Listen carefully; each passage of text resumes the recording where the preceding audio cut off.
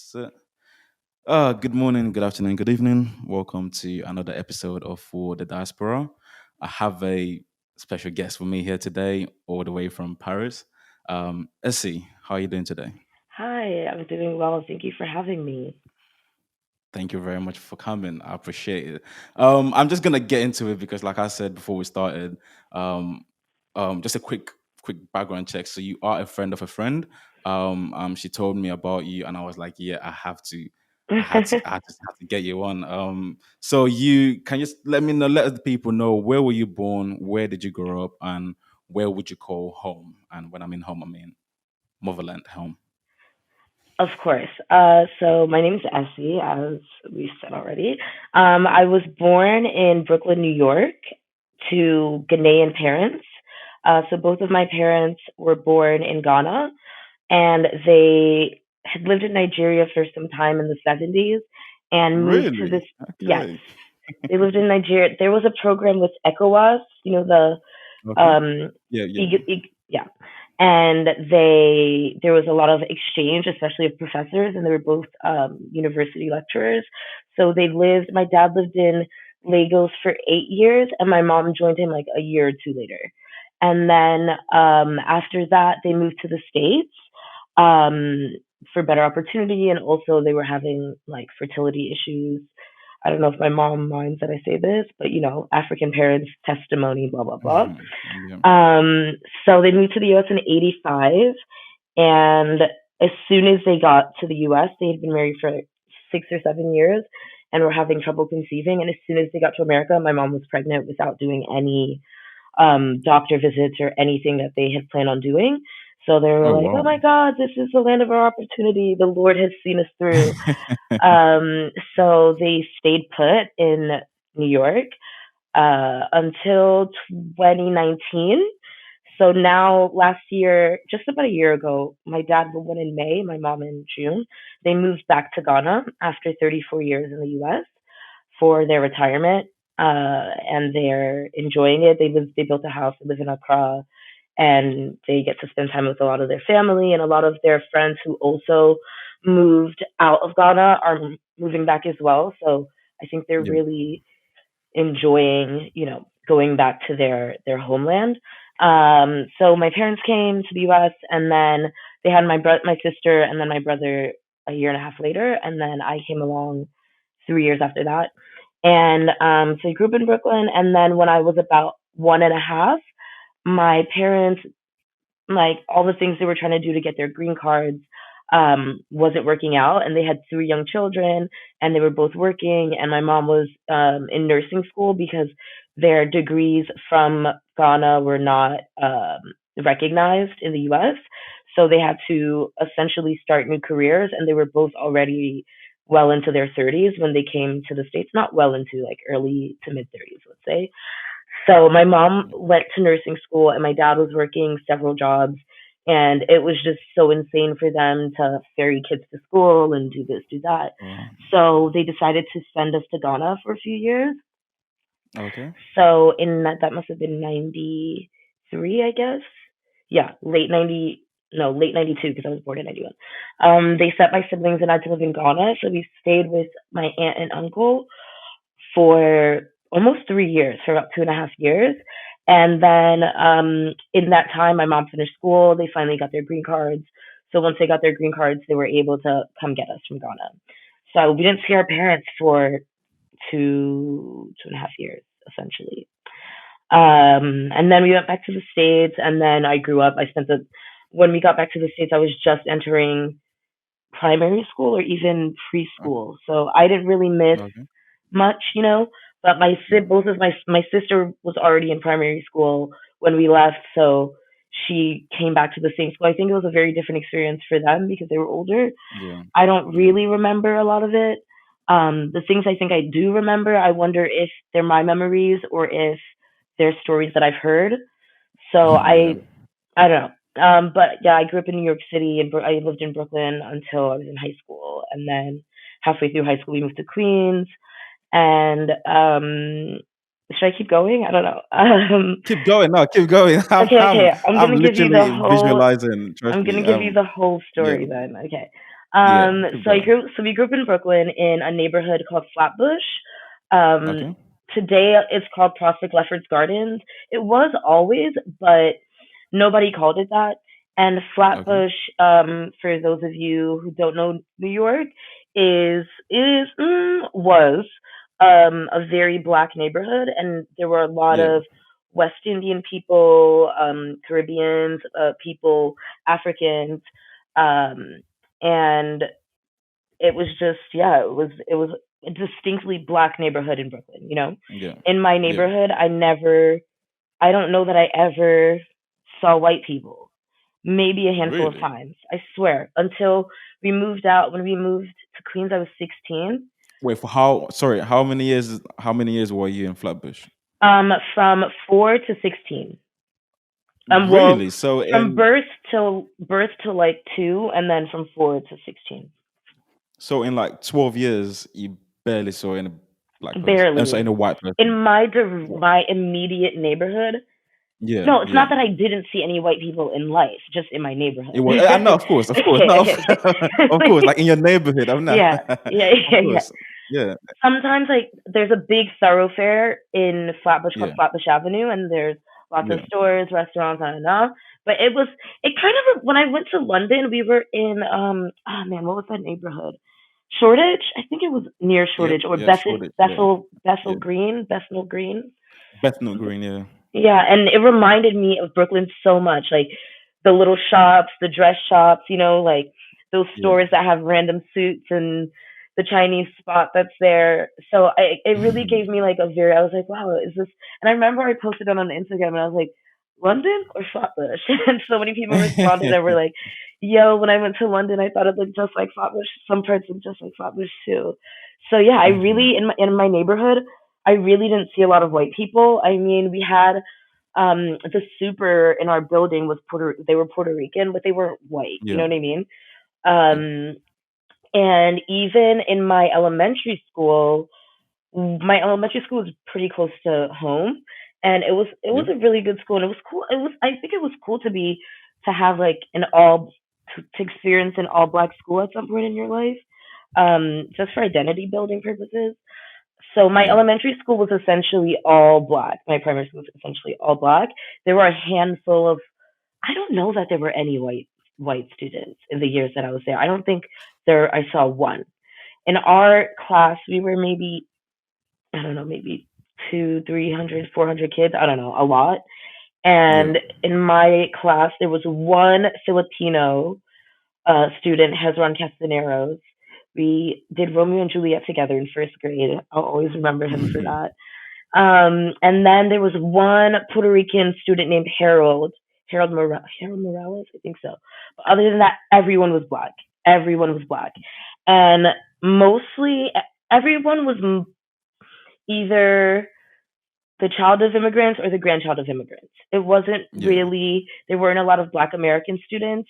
It was Yeah. more so a lot of people of Caribbean was the majority. I don't. Yeah. There were some like kids who were born to African parents from born in Yeah. the motherland, but Yeah. there were a few Ghanaians I remember, but it was mostly the children of Caribbean immigrants to the U.S. So and our teachers were it's funny, I saw a post on the Shade Room today and it said, when did you have your first black teacher? And my in my early years, my first 2 years of school, all my teachers were black. But then there were also Really? white teachers in this. Yeah, my in pre-K, the preschool I went to, it was around Yeah. the corner from where we lived, and Yeah. my siblings had both gone there, and we were all black, and it was run by this black woman, Miss Schleifer, she was awesome. She was great. I wonder if she's still alive. Sorry, random thoughts. And she really, like she really stressed like learning about our blackness and black culture Yeah. and you know what I mean? Like it wasn't Black History Month was every month. It wasn't just in Yeah. Of February. course. Of And course. then my first teacher in elementary school and kindergarten was Miss Grant, and she was a black woman, and she was great. And then I had some white teachers too. They were also great. And then I guess only two out of six of my class teachers in elementary school were white, and the rest were black women. Wow. all women, all women actually. So yeah, and That is then so cool. yeah, I never thought about it, but now that I do, I really connected with my teachers in elementary school, and I didn't realize, Mm. I guess, how powerful it was to see, black women Yeah, of every course. day like that.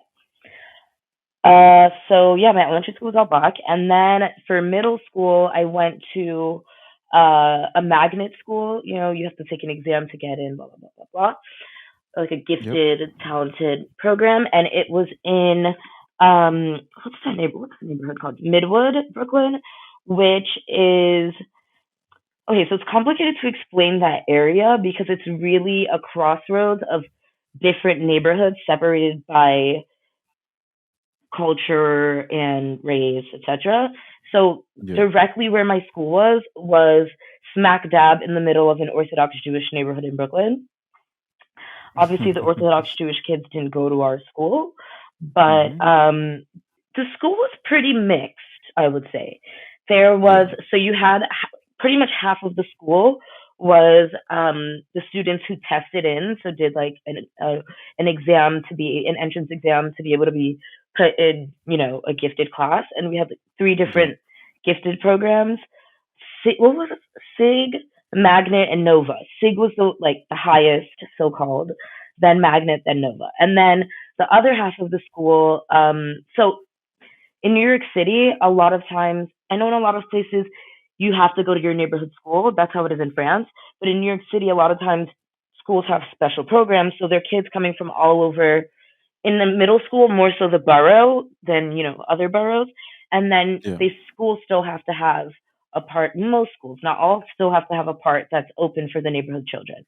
So the other half of the school was Yeah. for the neighborhood children, and I think we used to call it mainstream or something like that. And yeah, so shady, right? And they were considered like, the troublemakers. They would get into fights, and they the kids who were in the gifted programs, and for every class period, we would move to a new classroom. We would have a different teacher. We had like our social studies teacher, our English teacher, our language teacher, and all these electives. I remember we had dance, woodworking, computer science, all of these course options, home economics, and the students who were in mainstream, they had one teacher. They stayed in one classroom all day, and they didn't have all of those electives and options and opportunities for Why is that, educational. if I may ask? Why? Because Is it there a was they reason? just got the standard curriculum that everybody gets all over New York State. In the U.S., the education Mm. is under the purview of the states, not the federal government. So each state has its Okay. own guidelines that have to be met, but then Yeah. you often have schools or programs in schools that are meant to give those students who show promise an opportunity to learn with other students, with like-minded students. So the Yeah. logic of it, I guess, is that if everyone were together, the kids who are like the quote unquote bad kids would be being disruptive and take away from giving the quote Yeah. unquote good smart kids the opportunity to learn even more than what's the minimum that's just required. Yeah. I mean, But I think the logic kind of makes sense, but I'm sure there are problems to that. yeah, it's in retrospect, now that I'm thinking about it, it's problematic. And when I was in sixth grade, my first year, so in the U.S., middle school is 3 years. So when I was in sixth grade, Okay. I was a little. I've always been like a great student, not to like toot my own horn or anything, but just like my parents, African parents, they don't play with school. Like, oh, you got 98. Where's the You don't other play two games. points? Oh, you have 99. Oh, you think that's good? Heh, bring the other points, and then I'll tell you, and then I will say you did something. 99, please. you know, African parents, they don't play. And like my Yep. dad was Yep. always very, very, very serious about the importance of education, and really stressed Yeah. that in us. Yeah. And I think Yeah. also just because they were immigrants, and I don't think that I think my mom was happy in the U.S., but I think my dad always wished he had stayed in Ghana or stayed in Africa, and I feel that he really wanted us to push us to succeed because he kind of gave up on his dreams, you know? So he Mm. would like check our homework every night. If it wasn't right, he'd cross it out in red pen. He wouldn't even let you erase. He was like, like you start again. He would make us write essays, give us Bible verses in the summertime, and make us write essays about, So my parents were very, particularly my dad, were very like serious about education. But when I was in Yeah. middle school, when you get around like 12, 13, you start to think you're somebody and like, You you want start to to be rebel. kind of a badass.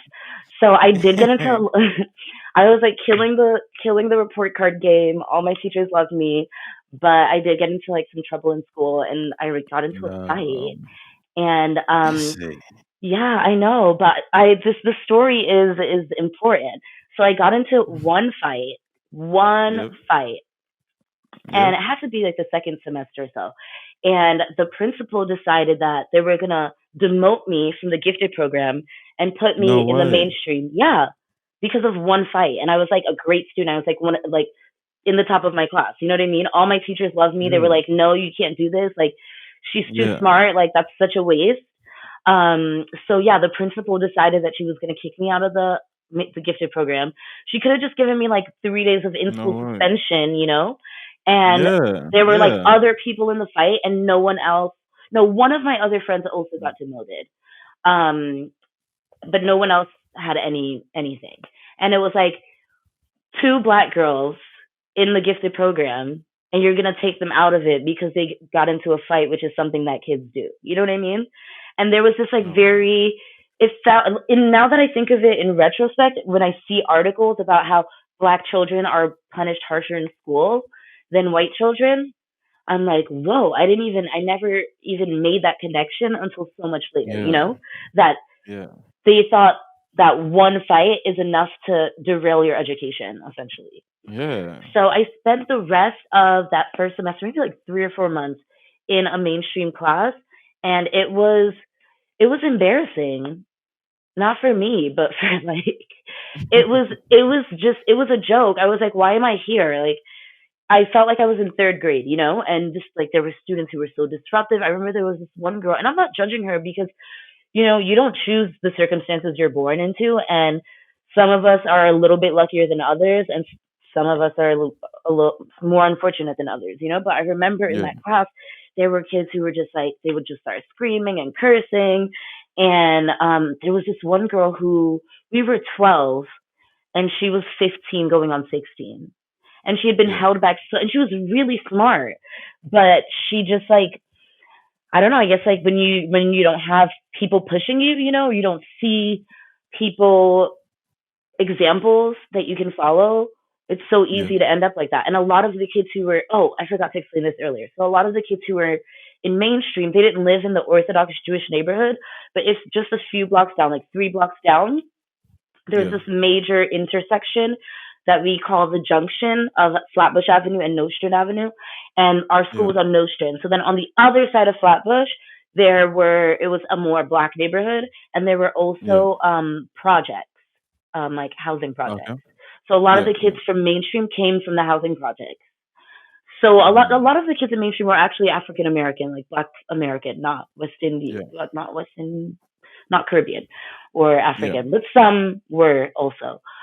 So actually, one of my closest friends, to this day, was in that class with me, and I was like, "Oh my God, Demi, like you're too smart for this. You have to like Yeah. advocate for yourself." So Yeah. I remember I went from doing like 3 to 4 or 5 hours of homework a night to doing like all my homework in like an hour for all subjects No because it was way. just a joke. Yeah.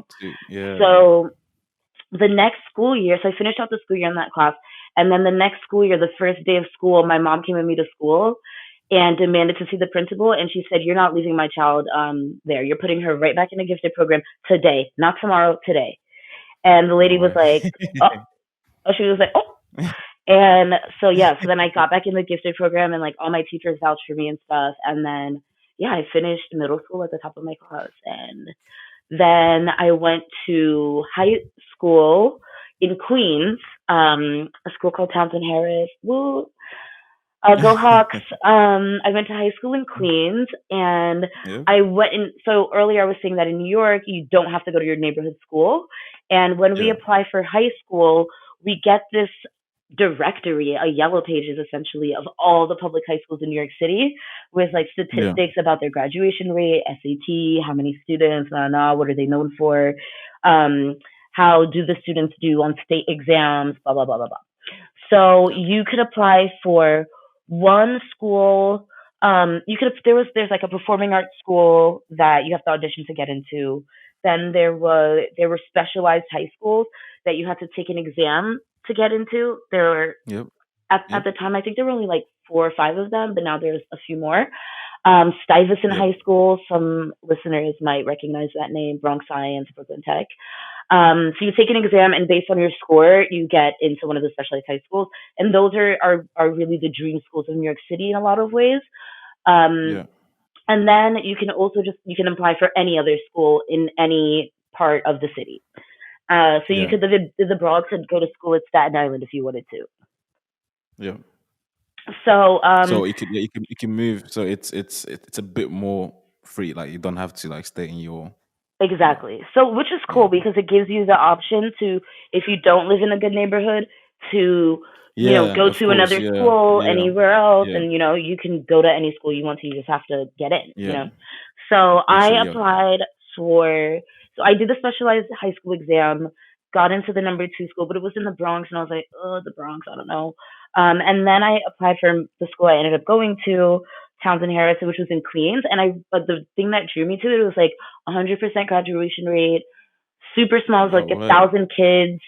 I think it was the only school in New York City with 100% graduation rate at the time, and That probably is still to this day, honestly.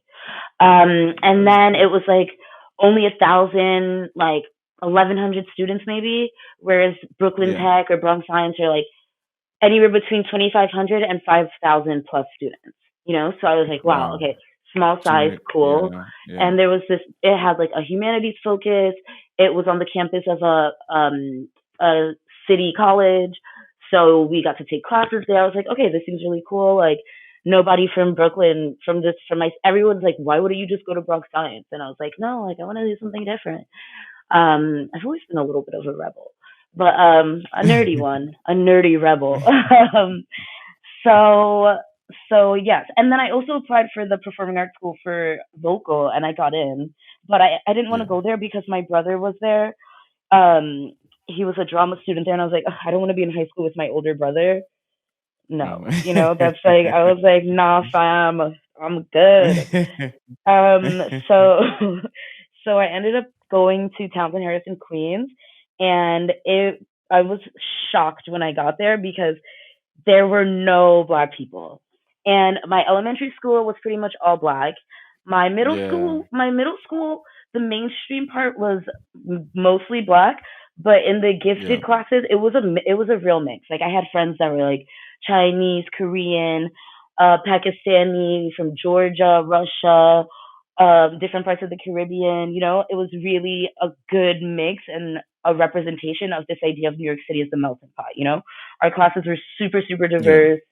The teachers a little bit less. I didn't have as many black teachers in. Oh, I had a few. I had a few though. I did have a few, but it was super diverse. I really didn't even think about race that much. I mean, I knew racism was Yeah. a thing and about slavery and all of this stuff, but it wasn't a reality for me as a child growing up in New York City. Yeah. Yeah. Like my parents, of course, would like tell us, like you be careful, like you knew that when when you were with white people, you put on your best white voice, you answer the phone, keep it polite, keep it, you know what I mean? Like you Yep. knew, but it wasn't Yep. like, oh Yeah. my God, the world is such an unjust place. There Mm. wasn't that Mm. anxiety and urgency in my Yeah. relationship to racism as a kid, and I Yeah. think even like I kind of ascribed in some ways to ideas of like respectability politics. And I think part of what like fueled that in me at the time was that time that I had spent in the mainstream class, and I was like, oh my God, like I'm so tired of these ghetto people. Like, why can't they just pull up their pants? Like, why do they have to No. be so Wow. loud? Yeah, like, and it wasn't that I didn't like black people, But like Yeah, I just yeah, was like, oh my god, like why are people so ghetto? Like why can't they just act right, you know? And as a kid, you don't know about like the long term effects of slavery and why ghettos were created. You don't know about those things, so you're yeah. kind of just Of like, course. oh well, my parents taught me to act like this, and like why can't they do that Yeah, too? yeah, yeah. So I was a little bit of a Uncle Ruckus. I was gonna say Uncle Tom, but Uncle I Ruckus mean, is I so much think funnier. yeah. I mean, No, but I I was an think, Uncle I Ruckus. think yeah. I mean, to be fair to you though, I mean, I don't think you are kind of discriminating the skin. You were just discriminating the behaviors because that's not what Yeah, you're used to. So and I I don't, think, because go sorry, on. no, no, no. No, no, you Oh, go, you go, you go. okay, sorry. I think also because African people oftentimes talk poorly about African Americans. I don't know if you know that because you're not in America, Yeah, but I've been a friend of mine, close friend of mine. He's like he lived in America for a while, so he always tells me about apparently there's like a discourse between yeah, it's African getting American and better now. yeah, Because I feel like the Black Power movement is kind of coming back everywhere. yeah, But growing up in school, it's okay. So it goes both ways, in fact, because growing up in school, I remember in elementary school, I was so ashamed to be African, because students really, are, yeah, like back in the day, being now everybody wants to wear dashikis and yep, go to yep, Afro Nation, year of return in Ghana, turn up in Lagos, all of that. Everybody's all, oh, I found out I'm Igbo, and oh, I found out I'm Mendinto. Nah, nah, nah. I'm like, that's not yeah, the energy yeah. y'all had back in the Now day. it's cool to be It's African cool now. to be It African, was, but back in the day, it was like, oh, African booty mm, scratcher. Oh, yep. did your mom used to dress in lion pelts as a Oh kid? Kids wow. are savages. And in our elementary school, that was like mostly West Indian kids, the Yeah, African kids and the Haitian kids were the yeah, target of a lot of disdain. And I think part of yeah, why Haitian people often get disdain in the West, from the Caribbean, is yeah, because they're thought of as poor, and they look, they're stereotyped to look like more African, than and a little less mm, mixed than people from the other Anglophone, primarily Anglophone countries of the Caribbean. And yeah. it always bothered me so, like the hate for Haitians always bothered me so much because I'm like, are you Mm. people? Can I curse? Sure, go Okay, go for it. Go for okay. it. I'm like, are you people fucking kidding me? Haiti is literally the only successful slave rebellion that happened in the world. Like Mhm. they defeated a colonial Mhm. power in a long Yep. fought war. Like Yep. we have to respect that. I don't care Yep. what if it's the poorest country in the hemisphere, blah blah blah blah blah. Every black person on earth should be sending $5 a month to Haiti because they did that. You know what I mean? Like what Yep. the Haitian Revolution did for enslaved peoples is Mhm. slept on by a lot of black people, and Of that used to course. bother me so much. So yeah, so African kids and Haitian kids would get very very, very, very much teased, Oh, African booty Mm. scratcher, Haitian booty scratcher. Those were the main ones. Oh, did you eat a lion today? Oh, did you eat a zebra? Like the kids were ruthless. The kids were Why? ruthless. Yeah, Why they were. booty scratching though? I Why? don't know, I cause never got. I don't. I never got Honestly, that. I'm gonna look it up on Urban Dictionary. Like, where did the term booty scratcher come from? We are about to because find I out, mean, people. because I mean, everyone does though. Everybody scratch. It's not. Who has It's never? not. Let he who has never scratched his booty cast the first stone. Cause Okay. the. Like, Oh wow! I mean, yes. I never. I mean, I've never lived in America, but watching American shows and hearing about American stories, that's something that always comes up, and I yeah, never booty got it scratcher. because I'm I'm like, like, I think the idea is like, these images of like the poor African children they show you on TV to send money, and they don't got no oh, clothes, okay, and they with scratching their big head and head their and butt at the same yeah, time. yeah, So fair now enough, we're all fair booty enough. scratchers with snot dripping down our nose and flies around our eyes. This is the image that Yeah, everybody thinks is Africa, and that's part of that's yeah, of part of course. the story, but it's not the whole Yeah, story. of course. Yeah, of course. I mean, it's just fun because I was just having a conversation with my sister about this, like I think a day ago, and my point is, okay, it's one of those things where you can't even say anything, because if you say something, they will be like, "Why are you complaining? We're just trying to help." Like, Yeah, if because if you look at the mainstream media, whenever Africa is in the news, it's always down to, like you said, negative, those kids that it's negative. always negative. It's either those kids that are, are all hungry, and or women that are being raped, or men that are, Hmm. it's always something bad. And They when, never like I show said, the when good you stories. complain, never do. And when you complain, they'd be like, "Well, we're just trying to shed a light on it. We're trying to help." No, that's not what we're trying to do. Because when I came over here in this country, the first whatever question I got asked was, "Did you live in a hut?" And I'm Yeah, like, and it's exactly. funny because because I'm like, my house back home is bigger than your house here. So Yeah, it's just funny.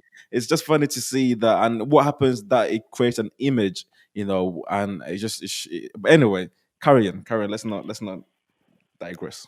but just sorry to piggyback off of what you were just saying. Yeah, I'm sure you know Chimamanda Ngozi Adichie, and she has this yeah, yeah. TED talk where My she Igbo talks about sister. the danger. Yes, she talks about the danger of a single story. And whenever Mm, I see things like that, I'm reminded yeah, of it. That like there's always so many other stories, and people don't challenge themselves enough to dig deeper. They're just so people are yeah. so basic. I can't take it. Like there's no reason to be stupid in the age of Google, y'all. There is no I mean, reason.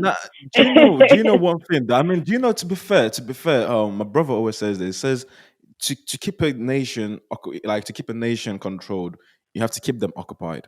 And what that means Mhm. is, people have jobs, and by the time you've work, you had to wake up by 5, 6, 7 o'clock in the morning to go to your job, to sit in an office or whatever you're doing for 8, 9, 10, however long.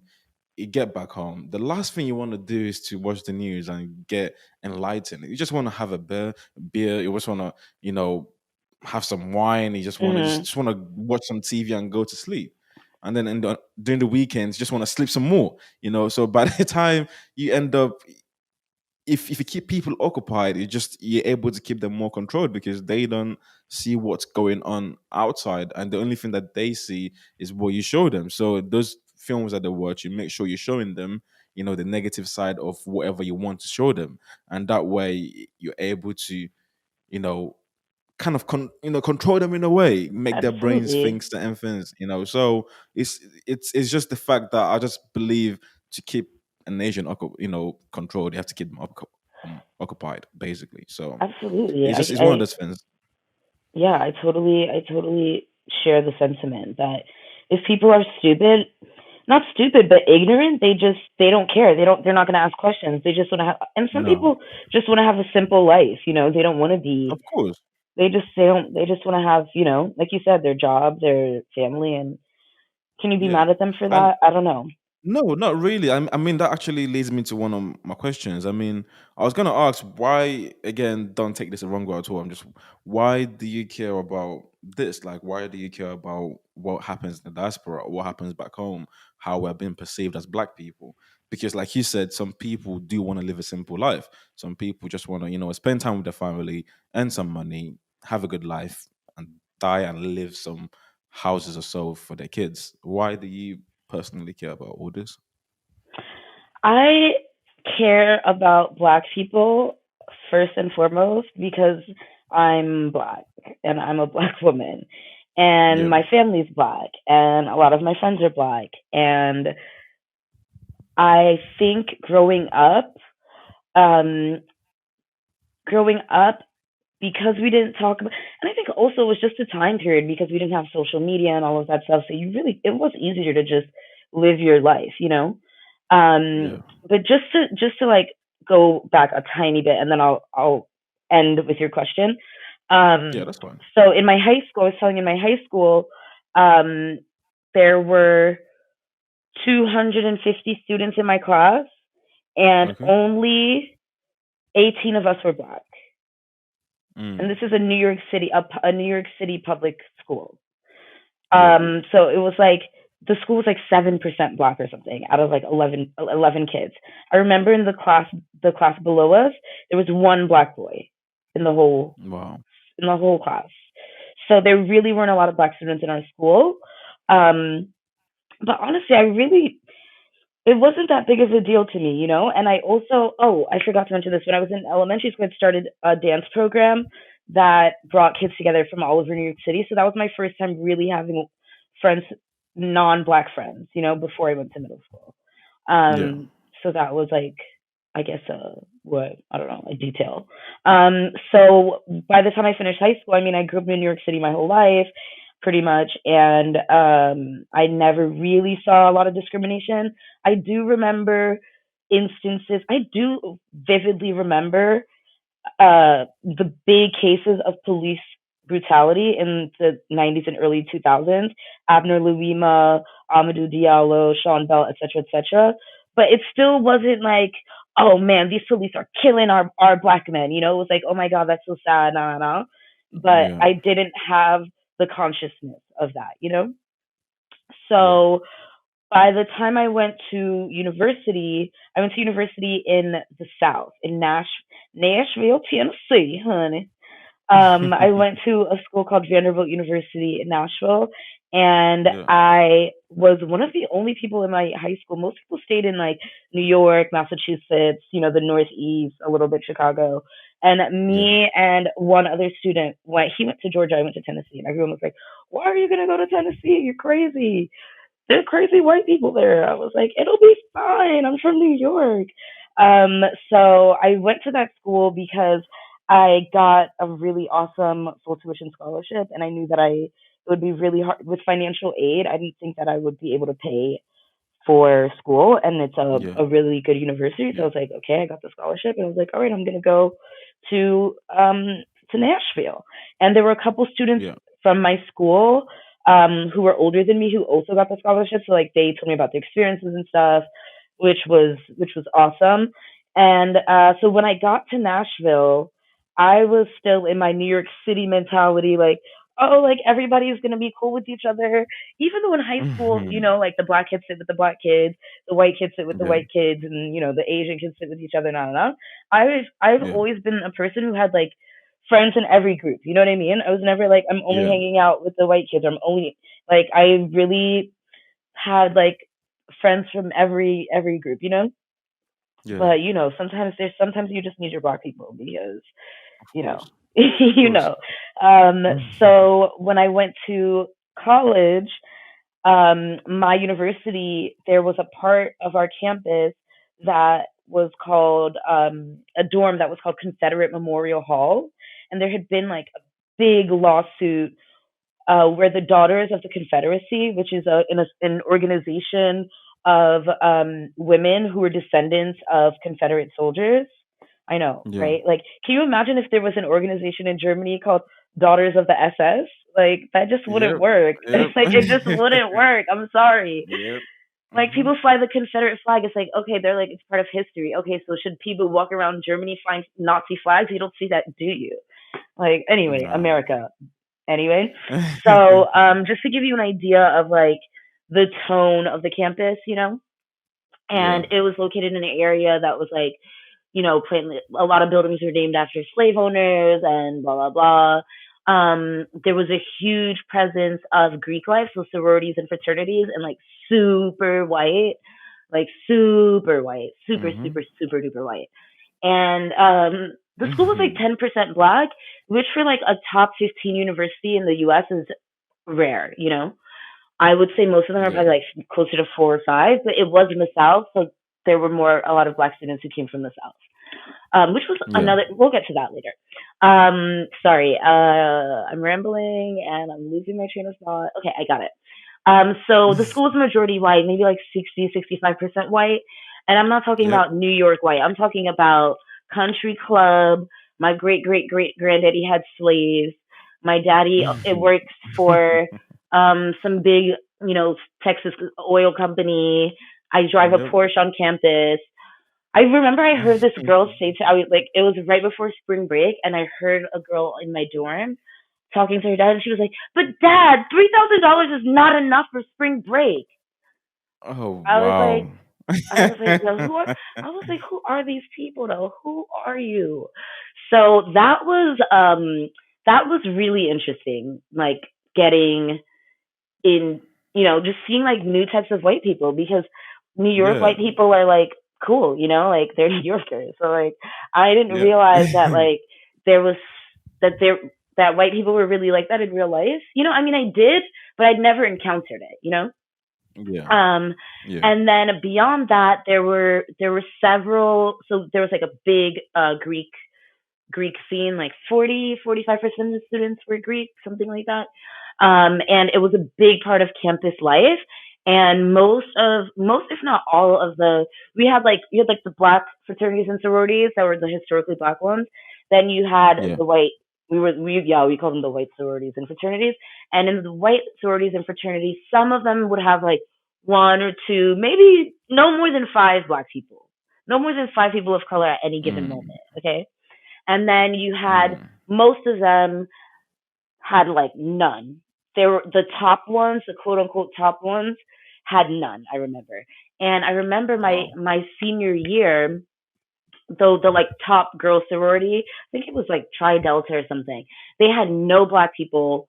I think maybe they had some white passing Latinos, like Cubans from Miami or something, who were rich, but they had no visible people of color. Maybe there was like one half Asian girl or something. I don't know. I didn't keep up with them, but I heard there was a black girl who was a freshman and trying, doing, it's called Rush. Like you like go to the organization to meet them, like try to make them pick me.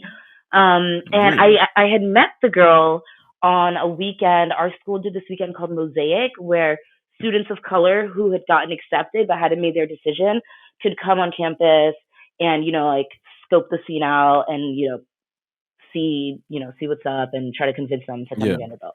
So I remember I had met Yeah. that girl on Mosaic weekend, and she was giving me very oh my god, what was the sister's name on Hillary Banks from Fresh Prince of Bel Air? Okay, like she was giving me Mm. full Hillary. Like she had like all the white girl staples. You know what I mean? Like the Tiffany bracelet, like the nice Mm. handbag, the boots, the long wavy hair. Though I think hers was Mm. purchased, but like she was a nice girl, but she was from Long Island. You could tell like she was But she rich has and a like coconut, basically. yeah, you could tell she yeah. Oh, I hate to say that, but yeah, you could tell she was from Long Island. You could tell she grew up in wealth. You know what I mean? So I was like, okay, I Mm. wasn't so really surprised that she would try to, all the and the sororities like and fraternities they compete for people. They're like, okay, like we really want this girl. Like we got to convince her to come in. Like she'll make our organization look better. It's a popularity contest. And okay, so Yeah. my senior year, her freshman year, she wanted to get into that sorority, Tri Delta, that had no black people. I'm like, why do you? I don't know. I don't want to be the only chocolate chip in the cookie. You know what I'm saying? But that's me. But so apparently there was like a big feud within the sorority because there was a camp that was like, okay, it's time. They've never had a black woman. They've never had a black woman in their sorority. Actually, that's Really? what it was When even the history of more. that sorority. And the sorority's been on campus for like I don't know how long, but I would say probably like 60 to 70, upwards of 60 years, if not more, if not way And more. no, wow, And that's in their crazy. whole history, not one black woman. Okay, and the university was founded in like the early 1870s. Yeah. But initially, obviously, women weren't admitted. But anyway, Yeah. so there was a Yeah. big feud of like pro black girl getting into the sorority and anti black girl getting into the sorority, and they had um one of my friends who was in. Mm, well, we weren't friends, but whatever. We were friends. Was a Tridel, and she showed me some of the emails and the things people were saying. They were like, "No, like we're gonna ruin Tridel and everything it stands for if we let a black person in. Like it just doesn't go with our brand." No, no, no, no, no. So that's just to give you Wow. an idea of the atmosphere on the campus, and like Mm. the kind of shift in background and attitude that I was encountering for the first time. Yeah. There was one fraternity that made their pledges. That's like the ones who were trying to get in. They did an antebellum party, so pre-Civil War, and they had one black pledge amongst the others, and they made him dress up as a slave with a loincloth, and he did it. Ah, And he God. did it. The Negro did it. I was like, your Oh. ancestors are rolling in the grave, okay, or in the Atlantic Ocean Mm. right now, thinking about talking about, damn, we died for this. coonery and buffoonery. Like, Oh God, yeah, that yeah. is So it that was that's like pretty. And the first time I'd ever been called a nigger in my life was in Nashville by a homeless woman at that. And oh she wow, harassed me on three different occasions. I don't know what her problem was with me, but she cursed me out. Um, so like being in that environment really, and meeting black people from the south also. I had some friends, one of my really close friends from college, Balemba. His parents are from Cameroon, but he grew up in Little Rock, Arkansas. Little Rock, shout out to yeah, LR. And he, like, hanging out with him and like other black people who grown up in like Memphis, or Alabama, Mississippi, nah. I really yeah, got a better understanding of like the bullshit. You know what I mean? Because in New York, yeah, it's just not like that. It can be, yeah, but I didn't really see it. So I yeah, think also just going to university makes you woke if you're not an idiot, because your education through primary school, secondary school, all of that, you're kind of just like ingesting everything they're saying. You know what I mean? And you're trying you're focused more on pleasing your teacher and your parents by getting good grades in a way yeah, than on really diving into the subjects and yeah, finding your interest. yeah, So I yeah, remember my freshman year, I took a class. I took like a U.S. history class as part of our requirements, and the professor was a black man, and he yeah, really talked about. His whole class was taught in the lens of historiography and who is writing history and how does that affect how we perceive it and how we interpret it and yeah, how we recount it. yeah, And I just I don't know. I think I just like it wasn't like one thing. But I think the yeah, whole experience of being a black woman on a very white privileged campus made yeah. me like I had no choice but to get like to become more aware and to I hate to use the word woke, but to be more woke. Yeah, yeah, I do too. I hate. Yeah, yeah, that's fine. I Enlightened. mean, yeah, yeah, and there we go. That's better. Enlightened. That's So yeah, fine. and I mean I've Yeah, always been interested in like reading like things by black authors and like I think yeah, I was already very pro black, but without saying it. More in my perception of yeah, myself than in my yeah. engagement, with others and towards the world. Yeah, of course.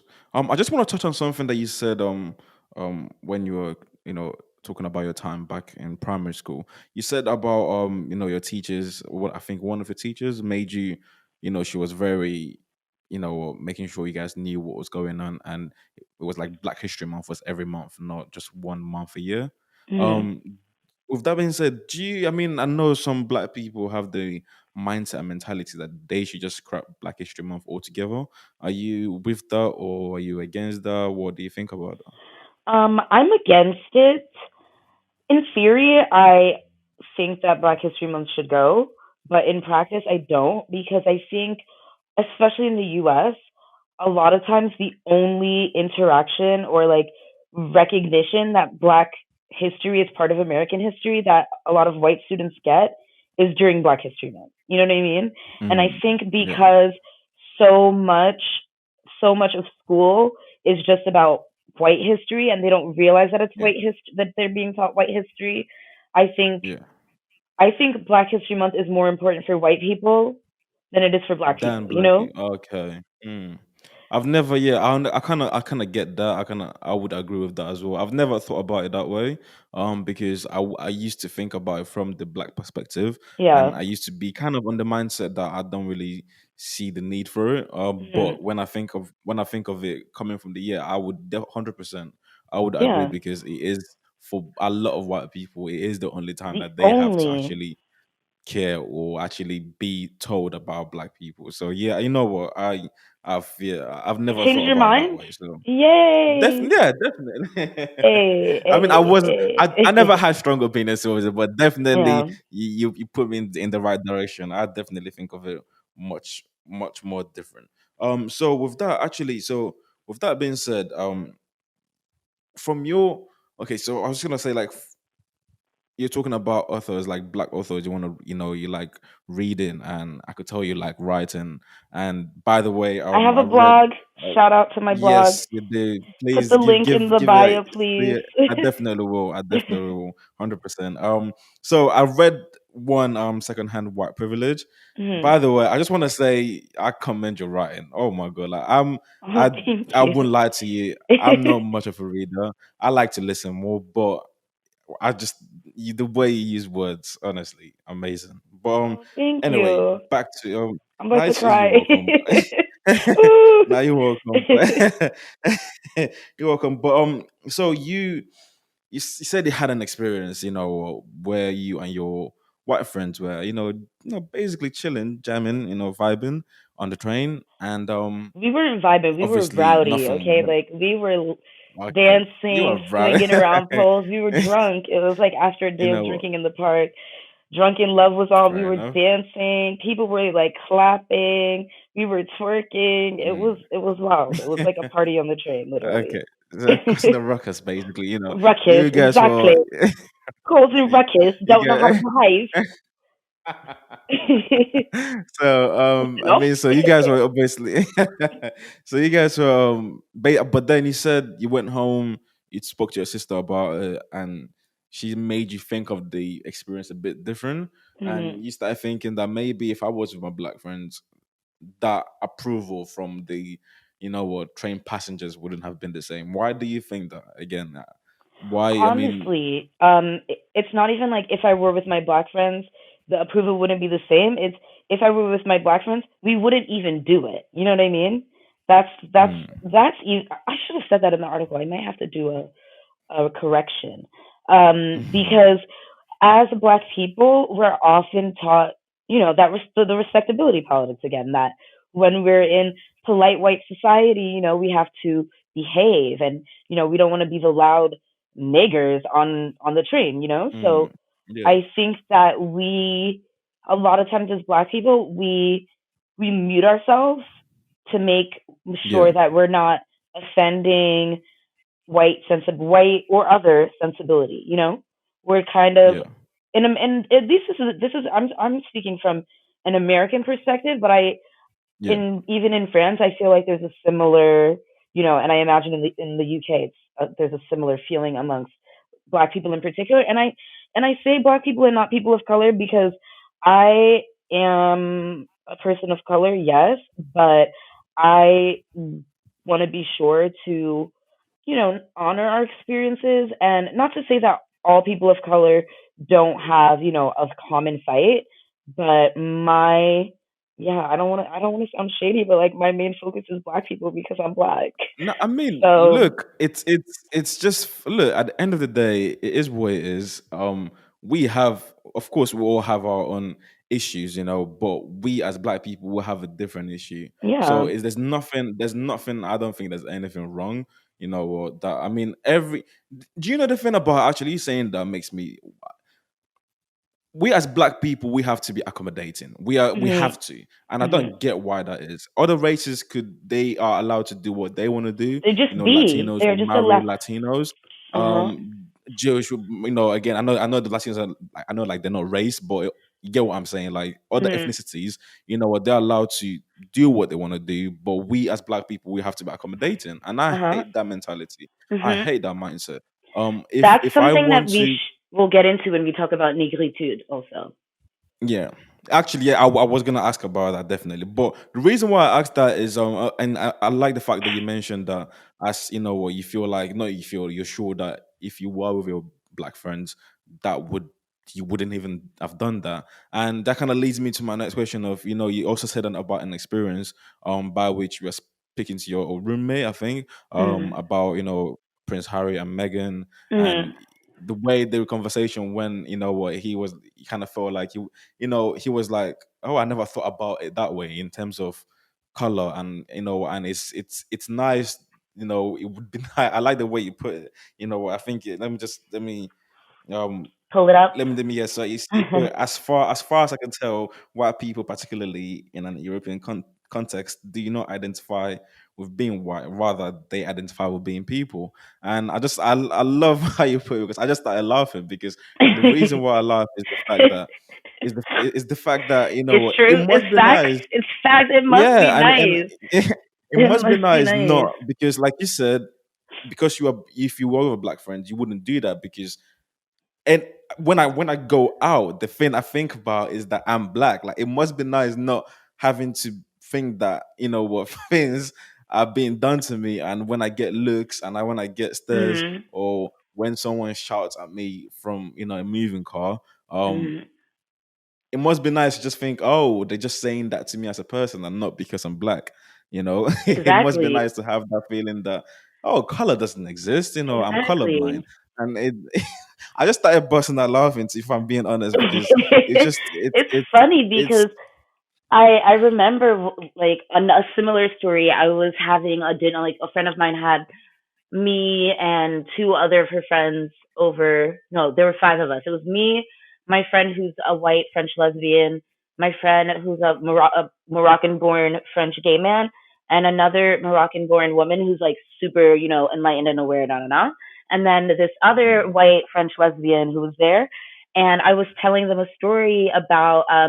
I used to work in a boutique here. That'll probably come up at some point because these people are just rude. But I was telling a story about how about a rude interaction with a customer, and she yeah. was like, and I was like, yeah, like I'm pretty sure she was talking to me like that because I'm black. She was like, do you think so? Maybe she was just having a bad day. Like, you can't Mm. always assume. And I was like, girl, this is not assumptions. Okay, this is based on Yeah. empirical data. Okay, aka my life Yep. and my experiences. Don't tell me. Like, and that's the thing that a lot of white people do. They Mm. be looking, what do you mean? Like, do you think it's because, oh, he's just joking? And one thing they always say in France is like, oh, he's not racist, he's just an idiot. And in French, it's like, oh no, mais ça va, c'est pas du racisme, c'est juste les gens sont cons. It's like people are just, it's not racism. Oh, everything isn't racism. People are just stupid. I'm like, damn, there must be a lot of stupid ass white people then because something is up, okay? Something is up. Like, Do you know you saying that? Do you know what? Actually, I know. I prefer. I don't know how to say this. Actually, I would prefer someone to be straight up racist to me. mhm. That and just to my face, Than the than be fake nice. liberal who's No, woke. exactly. Because at least I know who to avoid. I know who I is know who I'm not on dealing my side. with. I know who I'm dealing with, how I'm gonna deal with that person, Yeah. and how to go about it. But this whole, there are a lot of again. I know it seems like we're complaining, but there are a lot of people that are more. I see certain things that happen in the internet, and there's a lot of liberals that are more angry than me, a black person, and I'm Yeah. like, okay, like relax. It's It's like, not that okay, deep. we appreciate your support. Calm down. Thank you, but you don't have to overcompensate to Yeah. show that you're not racist. Like, Yeah. relax. No one. I do believe in what's it called overcompensation. I feel like they, what, I don't want to be It's looked as white racist, so guilt. I'm just gonna keep on. It really is. But it's I just find that but funny. But also um. I just want to ask, though. By the I'm gonna ask some couple random questions that might not even have anything to do with anything. That's Um, okay. um, I just want to ask. I know this might sound quite but are you a feminist? Would you I consider yourself a am. feminist? I do Okay, consider myself and a I feminist. I say that because so if do you put your blackness first than your Or my feminism, woman. or Uh, so honestly, I are put you my a blackness black first. feminist or I'm feminist who is black? I'm a black feminist. Okay, I'm a black feminist for sure. why is that? Is that any? Um. Ooh, I gotta ruminate on that for a second. Um. I'm a black feminist because Mm, it's not that being a woman is a secondary part of my identity. I think being black and being yeah, a woman are both very important to me. But I yeah, think that the fight that's more pressing now is the fight for racial justice and equality, you know? Yeah. And Yeah. I think that's the great thing about intersectionality, that we don't have to choose. We can do both. But I think, Yeah. especially in the fight against racism, a lot of times one thing that bothers me is I feel like Black women are always on the front lines, doing the work, Mm, and yeah. don't get that same support from Black men sometimes. Yeah. So that's No, of something that course. Yeah. troubles me for sure. And I think when you look at, like, after all the police shootings in the US, who's outside? Black women are there. Every time a Black man gets shot, like, Mm, Black women mobilize and get out there, and so I don't know, yeah. black women are just always saving the world, honey. Like, that's just what it is, okay? We are super women, okay? Straight from the motherland, honey. No, I mean, I would honestly, I mean, personally, this is again, it's not my theory. I'm sure a lot of people have the same sentiment, but I mean, it's the black woman when it comes to socioeconomic issues and just things in general.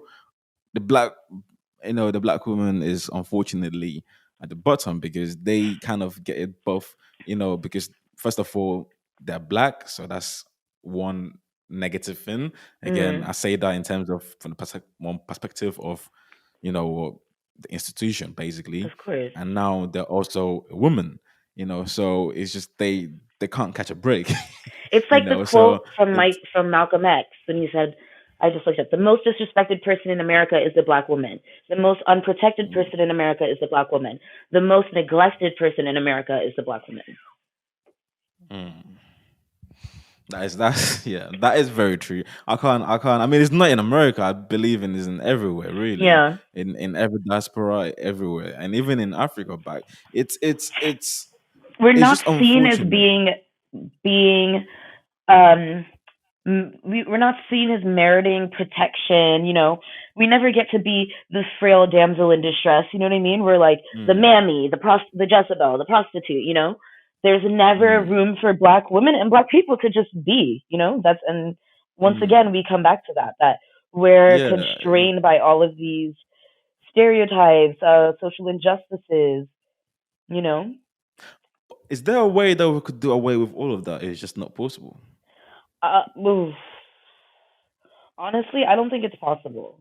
I think that as Mm, long as human beings remain human beings, and that being said, assholes, I think that there's going to be racism and hatred in the world.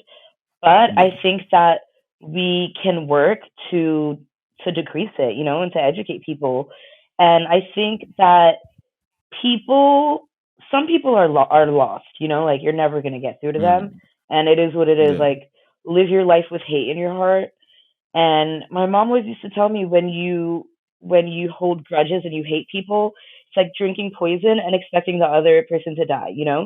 So the bona fide Mm. KKK racists, like, I don't really care about them. They can all go protest outside, catch corona, and die. Bye.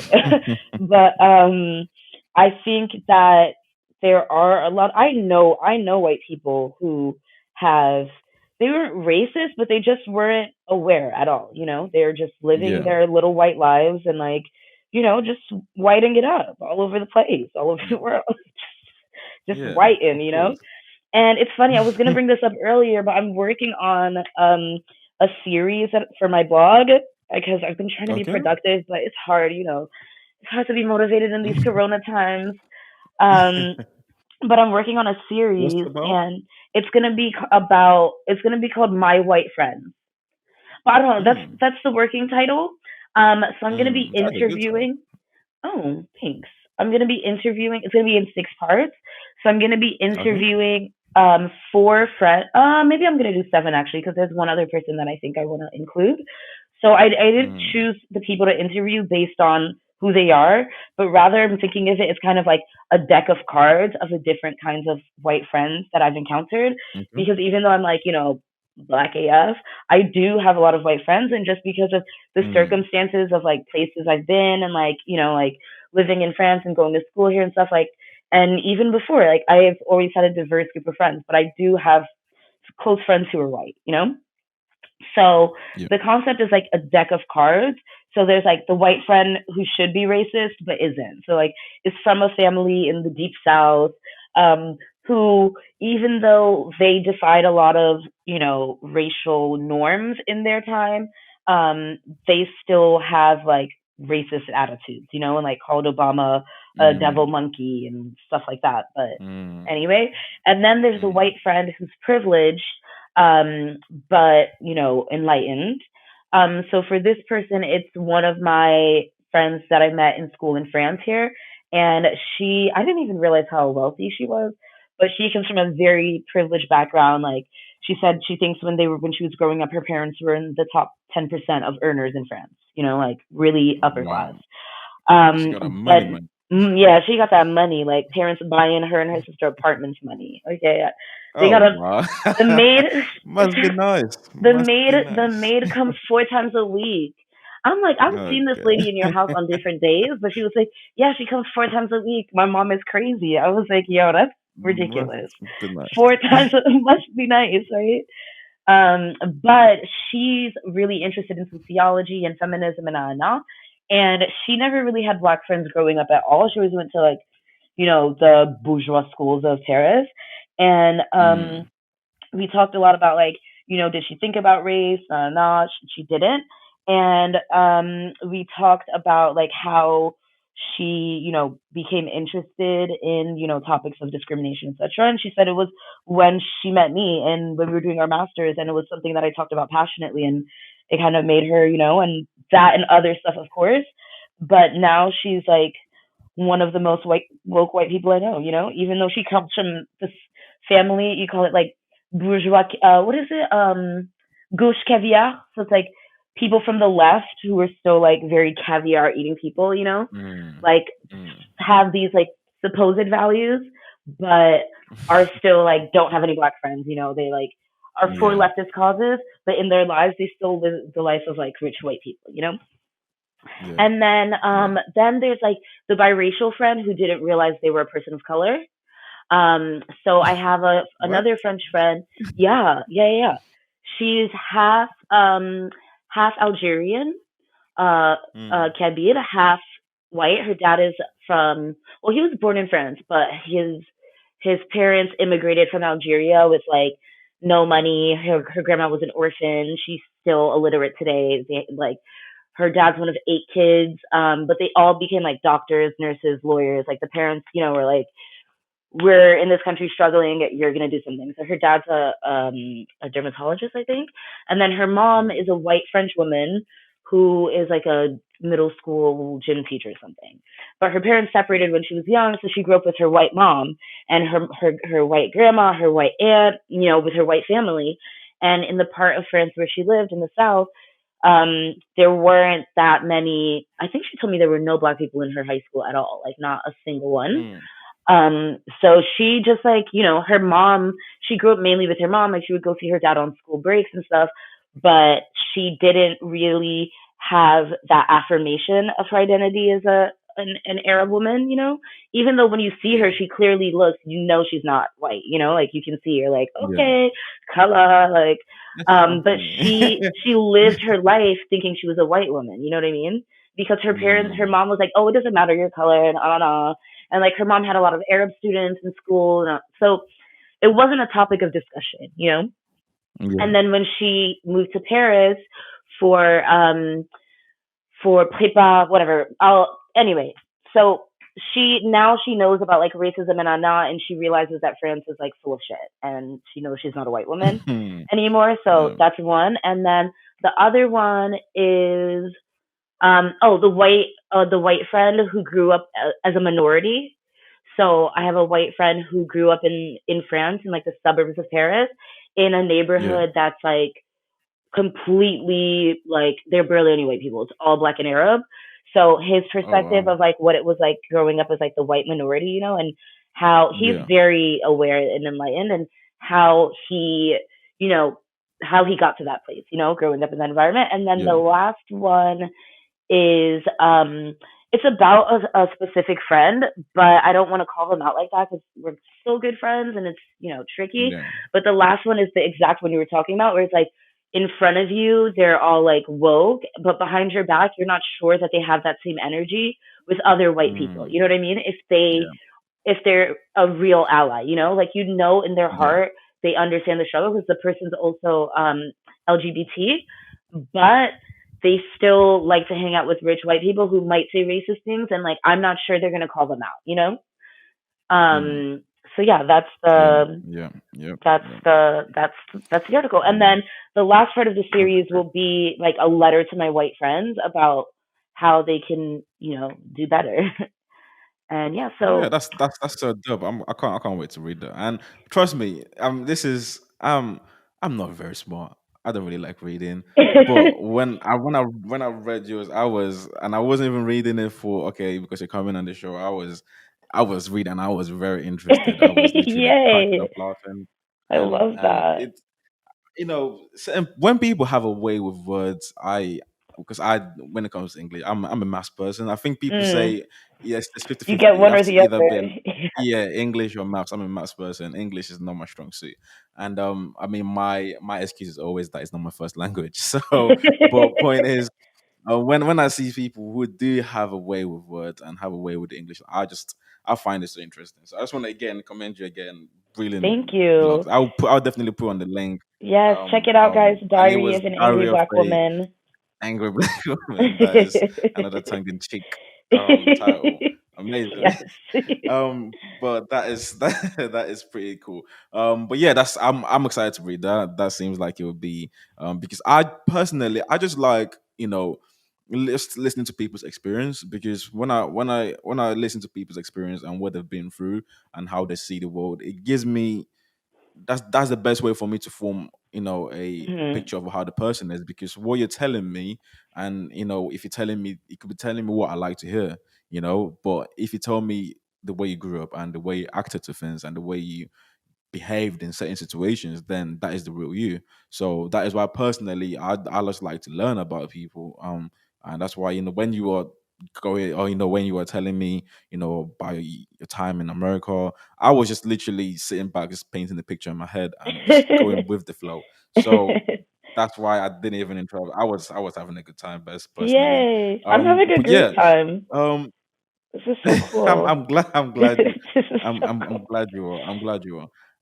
But I just wanna go again back to the experience and with that being said, what is your experience, how long have you lived in France, by the way, if I may ask? Okay, complicated. I have been living in Paris for almost 4 years. I came in 4 years? yeah, in September it'll be Okay. 4 years. I did spend some Okay. time in the States last year, but I pretty much have been living in Paris continuously for 3.5, almost 4 years. Okay. And I came originally for school. I got my Yeah. master's here at Yeah. a French university, so I like did Yeah. my whole master's in French, which is like still And insane to before me, that, did and I did did can't you believe I did that. did you know But any like, huh? did you know like French before that? Were you good Oh at yeah, speaking yeah, yeah, French yeah, or yeah, yeah. I've been taking oh, French since okay, I was okay, in fine. middle school, since I was like 11, and I never Oh, stopped. I was okay. like, I was about to say yeah, because yo, when yeah, that's fine. Okay, no, go no. on. I was a double major in college. Like French was one of my majors, and then I Dope. spent when I was in college, I studied abroad in France for the first time Yeah. for Okay. a summer after my Yeah. first year, after my freshman year. So I spent about Yeah. 2 months in the south of France in this beautiful little town called Aix-en-Provence, and it was Yeah. just so quaint and charming and beautiful. And I was like, oh my god, I love this place. And um, so then I went back again my third year, my junior year. A lot of people go abroad, so I chose to go back to Yeah. X because I really liked it. And Yeah. I was supposed to go for one semester, but after 2 weeks, I was like, JK, I'm going to stay for the whole school year. So then I got to spend another 8 months there. And it was really cool. Our university had its own little center there. We were like 20, 25, and then I got to take classes at the French University, which was cool Yeah. also. And then after I graduated from university, so I went back to school in Nashville for my final year. And then when I Yeah. graduated from university, I wanted to go back to France. So I applied for this program called TEPIS. It's like a teaching assistant program in France. So they Yeah. recruit people from all over the world to teach Yeah. languages in French schools. So like there were Yeah. Germans, Spanish people, like Peruvians, Americans, obviously Mm. Brits, and it's mostly just young people who like kind of want to do a gap year, but you don't get Yeah. to choose where you go. You choose like you rank Really? regions, and then you rank Okay. like one big, you know, region, one medium, and one small. So I was lucky Yeah. to get my first choice, which was like my medium one, and but you Yeah. don't choose the city, so they assign you to a city within that like catchment Okay. area, you know. Yeah. Mm. So Yeah. I was assigned to a city in the south of France called Nîmes. It's near Montpellier. It's like famous for what is it famous for? Oh yeah, there's like these a beautiful arena. But it was like Oh, a okay. small town. Both of the towns are like they're in France. They're like medium-sized cities. They're probably like top 30 cities, but they're both like 140, 150,000 students, residents, people. But the first place I was Really? in, Okay. Aix-en-Provence, was like super. It was a student town because there was like a lot of universities Yeah. there. And Yeah. Nîmes was less so. It was a little. It wasn't as lively, Mm. but I enjoyed myself. And Yeah. then then I went back to New York and I worked at a law firm for a while, but it was miserable, it wasn't exciting, and I was itching to get back to France again. So I was like, okay, like what's the best way I can finesse a visa? School. So I applied for school and I got into a cool program, and then Okay. I at the time was dating someone who was from Switzerland, and like he moved to Paris at the same time. No, no, no, no. Yeah. But yeah. And now I finished school. Um, I was about to get a new job right before Corona started. In Yeah. journalism. I'm not gonna like say where because I don't want to jinx No, of it, course you not. know. Definitely. Yeah. Definitely. But Yeah. hopefully the job offer is still there. Yeah, Yep.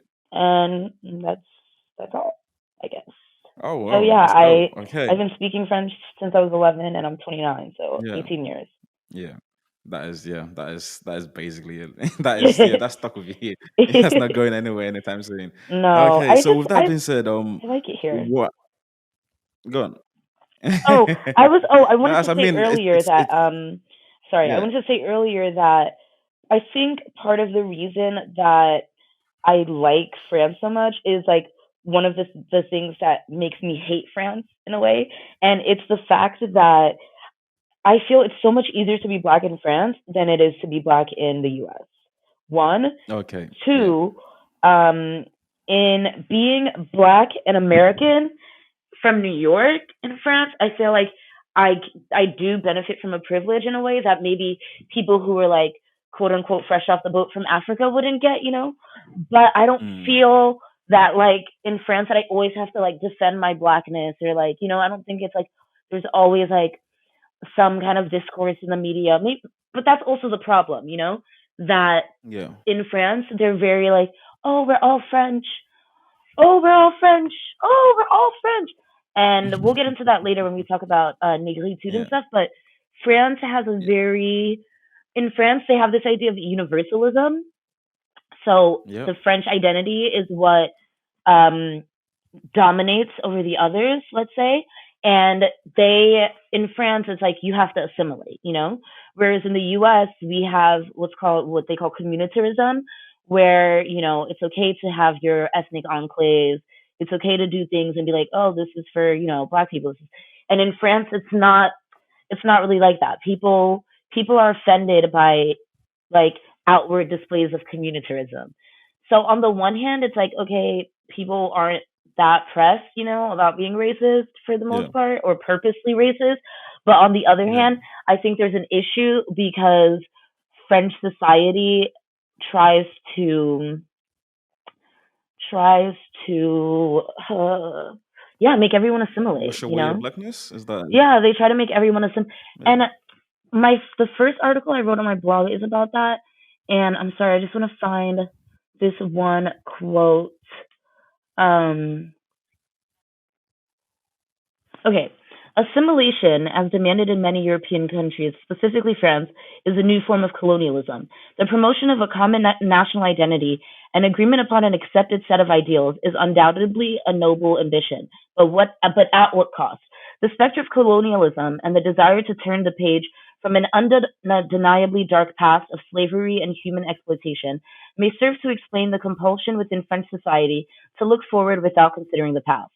In numerous discussions with French friends and classmates, it was glaringly obvious that colonialism occupied an extremely meager portion of the nationwide school curriculum. It would seem that the hope is that emphasizing a single national identity could erase misdeeds of the past. Yeah. Mm. Yeah. So Okay. they don't So even they barely talk about colonialism in school.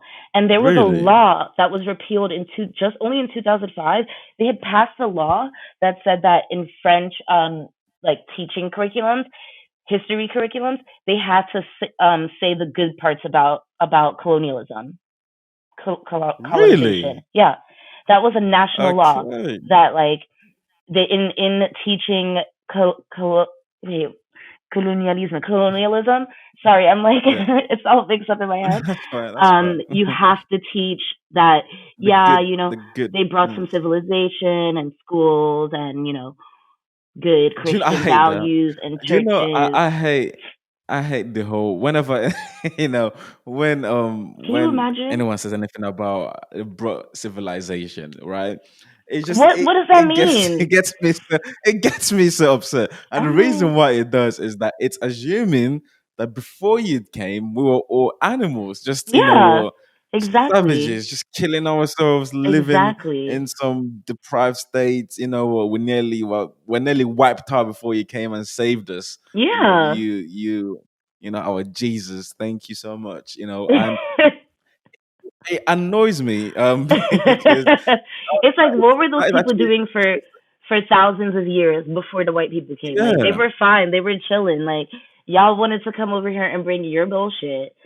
Like, and that's the thing. I remember there's this show called Iyama Fix My Life, um, and she's like a therapist, and she works a lot with black families. Talking about black issues, black trauma, and and there was one episode where a woman came on. She was black and she was married to a white guy who was the son of a German mother. Like he grew up in Germany. And Hmm. she said that the white Yeah. mother was just making their life a living hell. Like they had children and everything. They'd been together for Really? years. And the mother was like, oh, maybe it's a question of culture. And, we don't do things like that. And, I don't understand why she can't just do things my way. And Iyama was like, that's because you have this idea that white culture is the only one that's valid. And Yeah. she said that like, you know, for you, you think wearing like, a collared shirt and pants is like the acceptable way to dress, but that's not the reality for Hmm. other people. And this idea that white culture is problematic, and that's the Yeah. thing. Like we're taught to think that like sorry, I gotta sneeze Bless you. allergies. We're taught to think that No, that's our fine. Bless you. civilizations, our cultures, our music, our everything is less than, because it's not theirs. And that's the Negritude movement in a quick summary. Yeah, I actually want to get into that. And especially as before, but before we do, I just wanted to say this is something that I've personally been having. This is my personal crisis. Mhm. With it's what you just said right now about our culture, and when I mean like the black culture, Yeah, the maybe just black, the diaspora. African culture. I actually want to go back home to the African culture, the African way of life. We're meant to be, they were seen as being less than and being were really bad. And it's starting my personal crisis that I've been having recently is growing up, my the traditional way of life in terms of religion Mhm. was meant to be barbaric, was meant to be demonic, it Yeah. was Yeah. devilish, it was evil, it was all that. And Uh-huh. obviously Jesus is Christ and I'm a Christian, by the way. So that's why it's something that I'm really struggling with. Because Mhm. now I'm starting to get to understand that okay, our ways of life which are being looked down upon are actually not. bad. Not that actually Yeah. not bad. They were really great. They are what kept us for however long we were kept for, Thousands of and years, they are centuries, exactly. And millennia. I mean exactly. I mean, there's a whole thing about the first man being African and being hmm black. But anyway, let's not even get to that. That people before people start saying that's myth and all that. But anyway, No, it's point true. is We are all Africans. Civilization, the exactly. cradle of So civilization is literally in Africa. exactly. So, but the fact is they're making all this. So I'm looking, I'm seeing, oh, okay. So my way of dressing is not bad. Okay, my way of life is not bad. Does that also not mean that my religion wasn't bad? And Mm. it's just like a little crisis I'm going through personally. So I just wanted to get just share that because it's like traditional ways of is voodoo, it's juju, Yeah. it's black magic, Yeah. My mom is always it's telling me, "Oh, devilish. mommy, you don't know. You have to be praying. The evil people are working." I'm always like, "Okay, mom." She's like, There's "Hey, you don't always know people people from the are village doing back home that is, devil trying to definitely evil." get to you. and and don't get me wrong, again, I'm not trying to say, I'm sure there are people who are using those, what, forms of I'm so sorry form. to interrupt you. I just That's want to tell a fine. funny story. I was talking to my dad on the Sure, go phone on, go on, today, go on. and my dad was Yeah. saying, we're talking about Donald Trump and how he's crazy, and he was like, he's like, all of the witch doctors, that people with their voodoo, and nobody has found a way to kill this man. I was There's dying. there's a whole thing that what that witches they can't get on planes, say they're stuck back home, they can't get to you once you cross over the sea, unfortunately. So that's why Damn, I'm sure if it was back home, he would have been dead a long time you would ago. have been dead. But It would be. unfortunately, witches and wizards, they have like a 50-mile radius that they could operate. But um, um, so, but with that being said, again, that's my thing. Is like I'm struggling. Obviously, growing up, my parents were Christian. My grandfather was a Christian as well. It's so, and I'm a Christian too. I'm a stout Christian. I believe in God. I believe in relationship with Christ. All that, but it's like it's one of those things where I'm really struggling with now because it's like these things were brought to me by colonial masters, people that were not, what, they didn't want the best for me. So how am I so sure that this that they brought to the religion that they brought to is the best for me? And I mean that not in a that I'm questioning my faith. I'm just saying, why do I look at my own traditional way of religion as the bad way and an evil Mhm. way, and look at the white man Jesus and the white Jesus as the only way of, not that again. Yeah, it's the I real know it's like way. I'm being I know I'm kind of contradicting myself, but saying that I'm a Christian, I'm gonna start believing in Christ and I start believing in God, and then saying that it's just one of those few things that I'm personally working on. But with that being said, I want us to Can I literally go can I into. piggyback? Go on, no, Sorry, go on. really quickly on what Sure, you said. sure, of course, of course. I was raised in a Christian household. My parents are they're still like super super religious, and when we were kids, we used to do like Bible study. My dad would make us read the Bible. We'd be praying for 3 hours. Like I know all of it, you know. But Yeah. as I got older, I've like rejected my religion, my religious upbringing, Mm, and I consider myself like an yeah. agnostic or atheist. It was very Mm, scandalous in the family, and my mom mm. told me never to tell any of any of our extended family that I don't believe in God, but I did anyway. Oh And wow. one of my cousins outed me as an atheist to my mom, and this was like Mm, 2011, so the year mm, that I was doing my study abroad. And my mm, mom called me crying, and she was like, "Tell me it's not true. Like, what would pastor say? No, no, no, no, no. Like, I don't care. I'm gonna pray for your soul, because like she really believes that like my soul is gonna be damned, for all eternity." And and one thing I've asked her like once I started, questioning religion and stuff was, if you have to accept Jesus as your Lord and Savior to go to heaven, does that mean that all of our ancestors are in hell?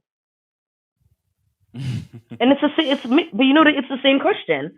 It's the same Yeah. question. It's like if, and she's like, oh, they were ignorant, so they get a pass. I'm like, I don't know. I never seen where it said that in the Bible. You know what I mean? So it's like, I mean, I think it's hard a lot not of times for yeah. Black people to what's the word I'm looking for? Like put together. No, there's a word for this. Am I to to rectify? You know, those two Mm, different parts, because mm, religion is such a big part of Black life. You know what I mean? And yeah. the whole idea of like salvation through Christ. I mean, I can totally understand why Black people would believe that. You know what I mean? But I don't know. I think it's like it's a complicated question, and I think maybe. Oh, I was gonna mention when you were saying, talking about the traditional practices and how they're considered bad and evil. There's a book Yeah. by Chimamanda. I think it's her first book, Purple Hibiscus, and the main character, her dad is like a wealthy man, and he rejected his ancestors' gods and became a Yeah. Catholic, and his family, still practices the old, the old traditional, religion, Yeah. and Yeah. he like keeps his children away from his family because he doesn't want them to see any of that. He's like, we don't do that anymore. We're civilized. You know what I mean? So it's like Yeah. that. There's a tension, there's a tension there because there are people in Africa who continue to do, keep up the traditional practices. Yeah. And I mean the reason again, so I don't even because I don't want to I don't want to make this a a A Christian Bible religion, study, yeah, but nah, we good.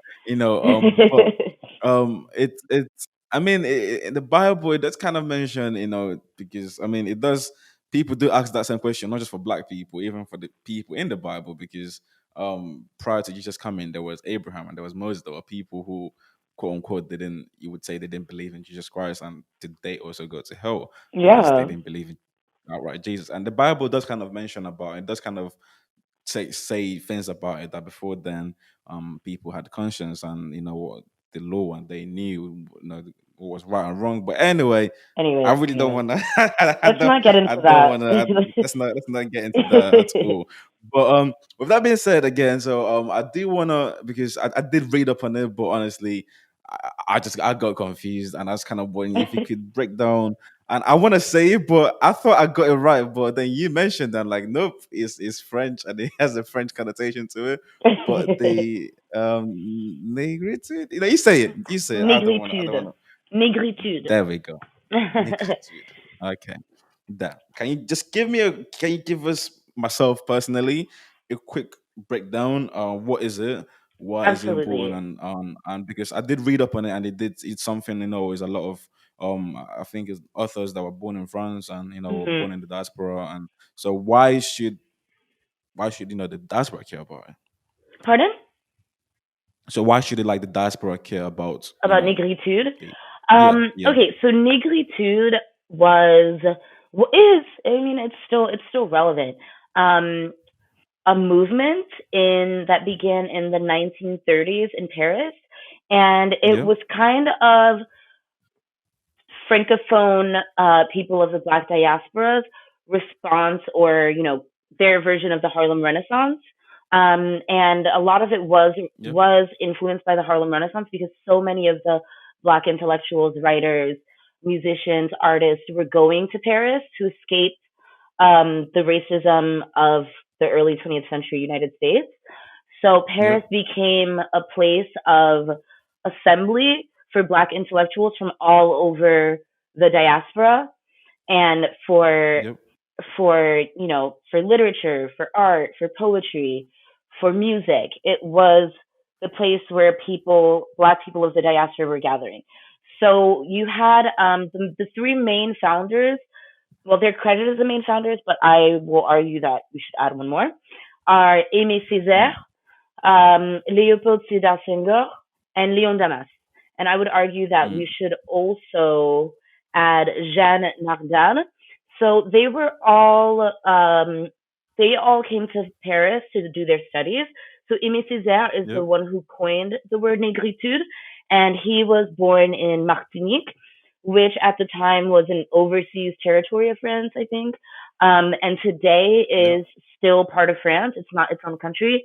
It's an overseas Yep. department. So France is broken up into Yeah. departments regionally. So Martinique and French Guyana are overseas departments, and then France has Okay. other they call it overseas departments and overseas territories. So in the South Pacific, Yeah. they Yeah. have like New Yeah. Caledonia and a bunch of other ones. France still has colonies, Mm. y'all. Stay woke. I mean, yeah. Yeah.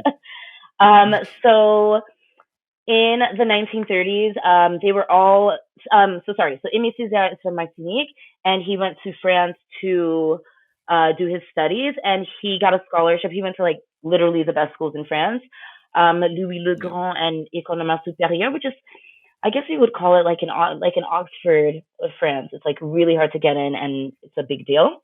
Then you have Yeah. Leopold Senghor, who was a politician, academic, and would go on to be the first president of Senegal. And you have Leon Damas, Okay. who, huh? No, I was just kind of the fact that he went on to become the Yeah, president of he was Senegal. the That was, yeah. first president of Senegal, the first. Oh.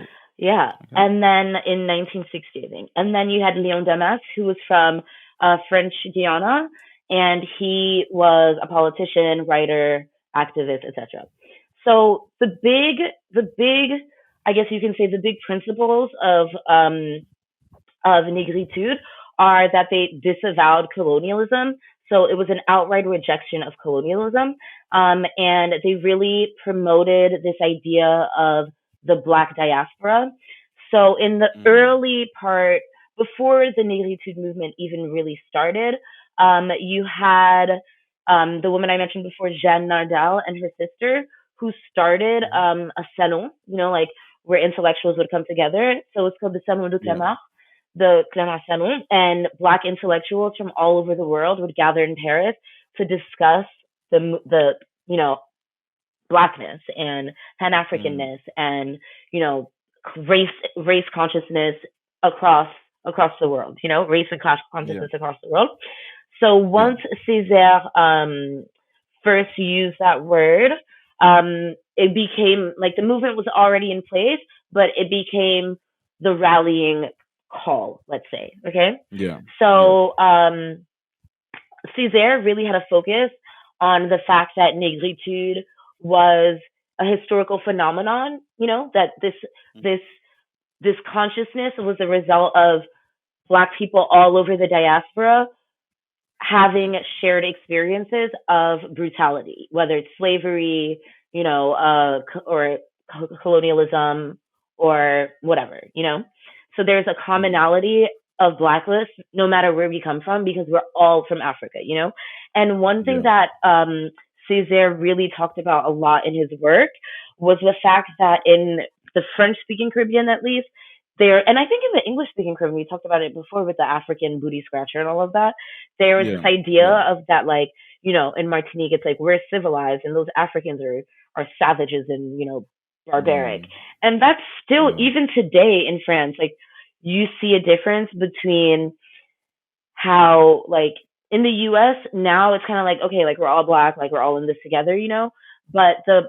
like people from Martinique or Guadeloupe, um, sometimes can have this perception that like, oh no, we're not immigrants like them. Like we were born in France. Like even if it's in overseas territories, we are French. We have a French Oh passport. wow. Like we're not Yeah. them. Mm.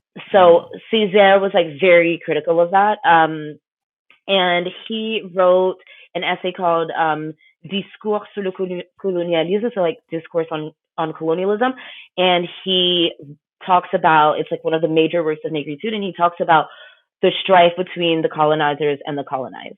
And then Aimé Césaire kind of like introduced somebody who would come later. He wasn't directly part of the immediate part of the negritude movement, Front Sanon, who was also born in Martinique, and Yeah. he was Aimé Césaire, after he finished his studies, ended up going back to Martinique and teaching in the high school where he went.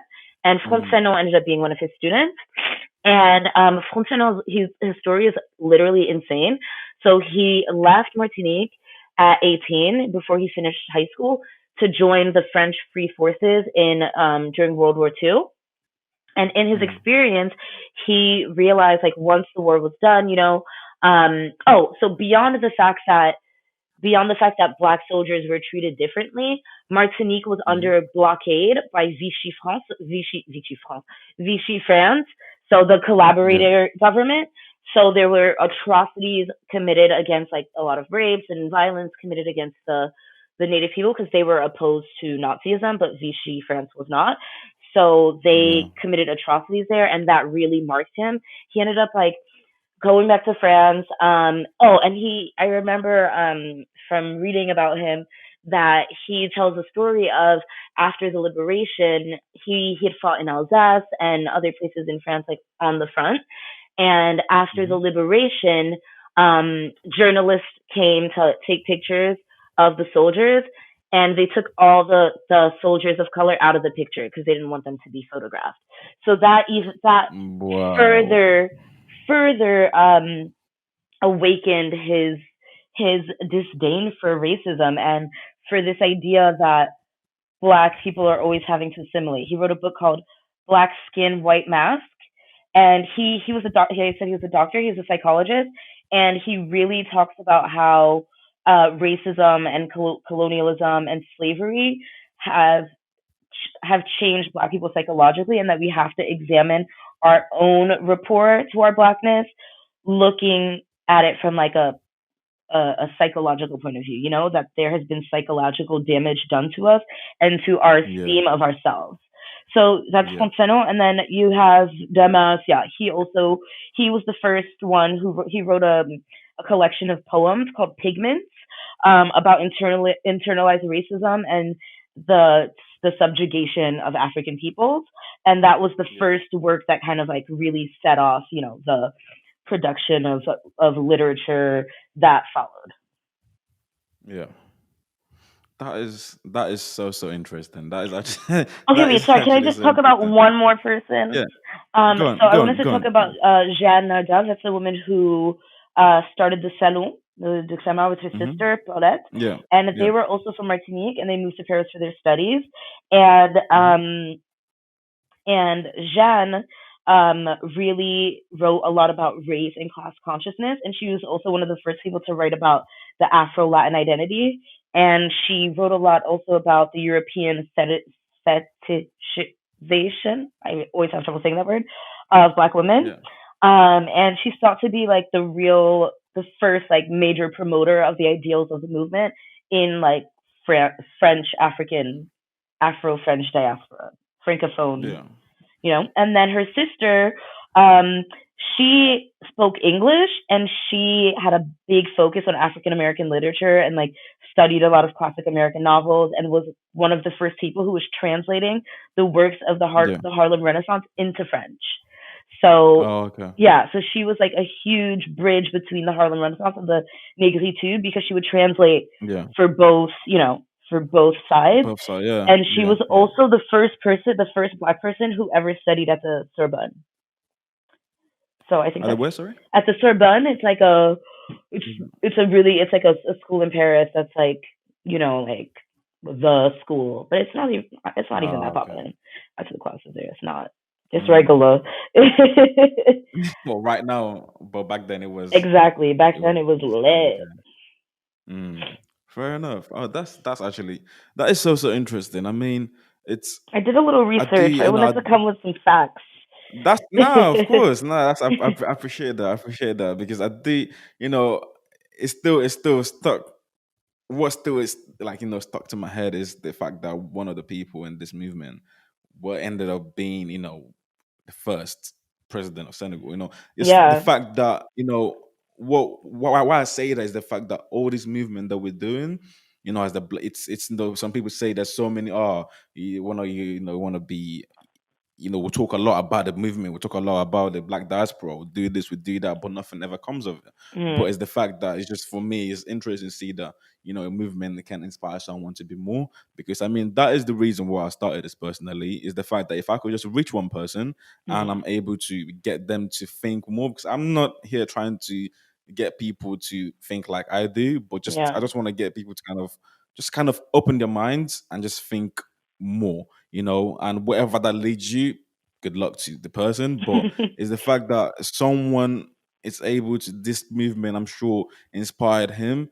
And I'm sorry, the names are in French, so I'm trying to remember some of No, them. it's And okay. it's but inspired him enough to do that. But I just want to ask a question. I don't know if you've answered it already. And but does the word like negritude, does it mean anything?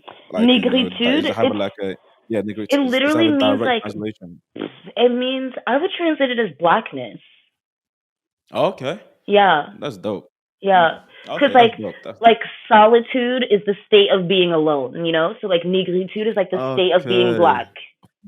Okay. Yeah. And the That's very whole, dope. I didn't really go into it as much, like what the specific ideas were, but the real Yeah, focus of negritude was that black people needed to tell their own stories, and ex- for this sure. idea I of agree 100%. self-expression and of acceptance of Hmm. our blackness, because we've been we've been conditioned to believe that our, like we were saying in the beginning of the conversation, like they came to bring us civilization. It's like, what did we have before, so going back Before. and Yep. appreciate, reconnecting Africa and its achievements to history, in spite of attempts Yep. to skew perceptions, you know what I mean? Yep. And like, to Yep. really, the whole point of it was to live in your blackness, to be proud of being black, to promote your culture, and to not feel like you have to assimilate. So it's all about Definitely. reconnecting with your heritage and getting black people across the diaspora, because a lot of them came from the Caribbean, so they Yeah. lived under like full French,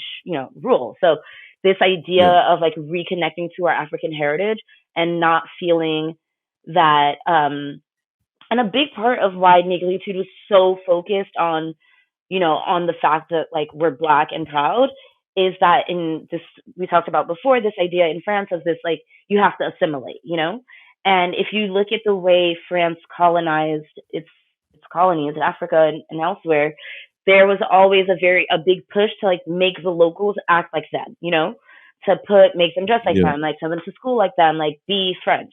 Whereas like I mean, I think it's, if you look at British I haven't even, yeah. if you look at Go British on, go on, sorry, colonial go on. if you look at British colonization, it was less like, yeah, the Christianity and stuff, but it was less like, be like us, be exactly like us. You know what I mean? In Do you French, think so? it's completely true. It's completely true. Do you think so? I mean, because from again, I've my dad being someone who was actually alive during the colonial rule. Um, I mean, it's something that was. I mean, the one thing that he wanted to see. He came over here and he was so happy. But I never got why. But he was so happy was to see the River Thames, Mhm. and because he grew up when he was growing up, or in school, that's all they were taught. I mean, in growing up, even personally, so when he came over here, that was the first thing he went to go and see, and it was like, okay, is this dirty river? It's it's actually not that impressive, but the point is, even growing up personally, and I don't know about now, but back when I was growing up in Nigeria, all our history was always the British history. Yeah. We still had the curriculum that they were taught back in the colonial days till Yeah. today, because I barely learned. The only way I learned about black history people was from music, was from songs that artists would make, Mhm. Ken Sarawiwa, Nnamdi Azikiwe, there's all these people that were part of Fella. the fella, exactly, a lot of people I'm pretty most sure of the my time parents smoked weed with I'm Fella in Nigeria in the really. 70s. Yeah. That is serious. That is Mhm. dope. They never said the That weed is part, but wow. my mom was like, "Of course, we knew Fella in Lagos in the 70s." I'm like, "Y'all was definitely And smoking weed over here talking about don't smoke the weed." um, that is so dope. But point is, I never knew none of those people, and I say that. Yeah. And if we look back at again, if you look at our pictures, and if you look back at the way things were run back then, the people who became the people were always kind of encouraged to be British, speak the British, Mhm. the Queen's English, and will go to school in Britain, and I mean I wouldn't know. I'm not trying to do some compare. I'm not trying to do some who was more Yeah. colonized, kind of thing. But Yeah. I do believe that. Well, I say that just because the whole essence of colonization, from what I see, the one general thing that went across the board was the fact that these people came and, well, besides Belgium and Congo, which was a whole different Mhm. crazy place, but these people came and just tried to get, like you said, pass on civilization and try to pass on their way of life to indigenous people that were kind of chilling before they came. Yeah. I believe Living it's their something best that was lives in kind the of, sun, honey. They were you jealous of all know, the melanin.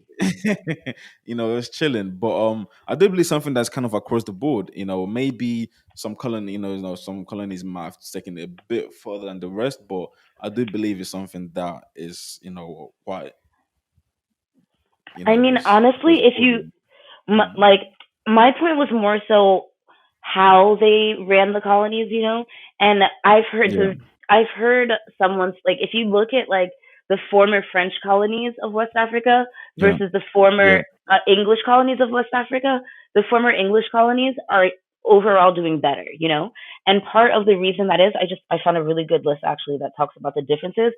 The French regarded yeah, their mission to these colonies were to export its civilization mission and considered their colonies belonged to lower class and barbarians.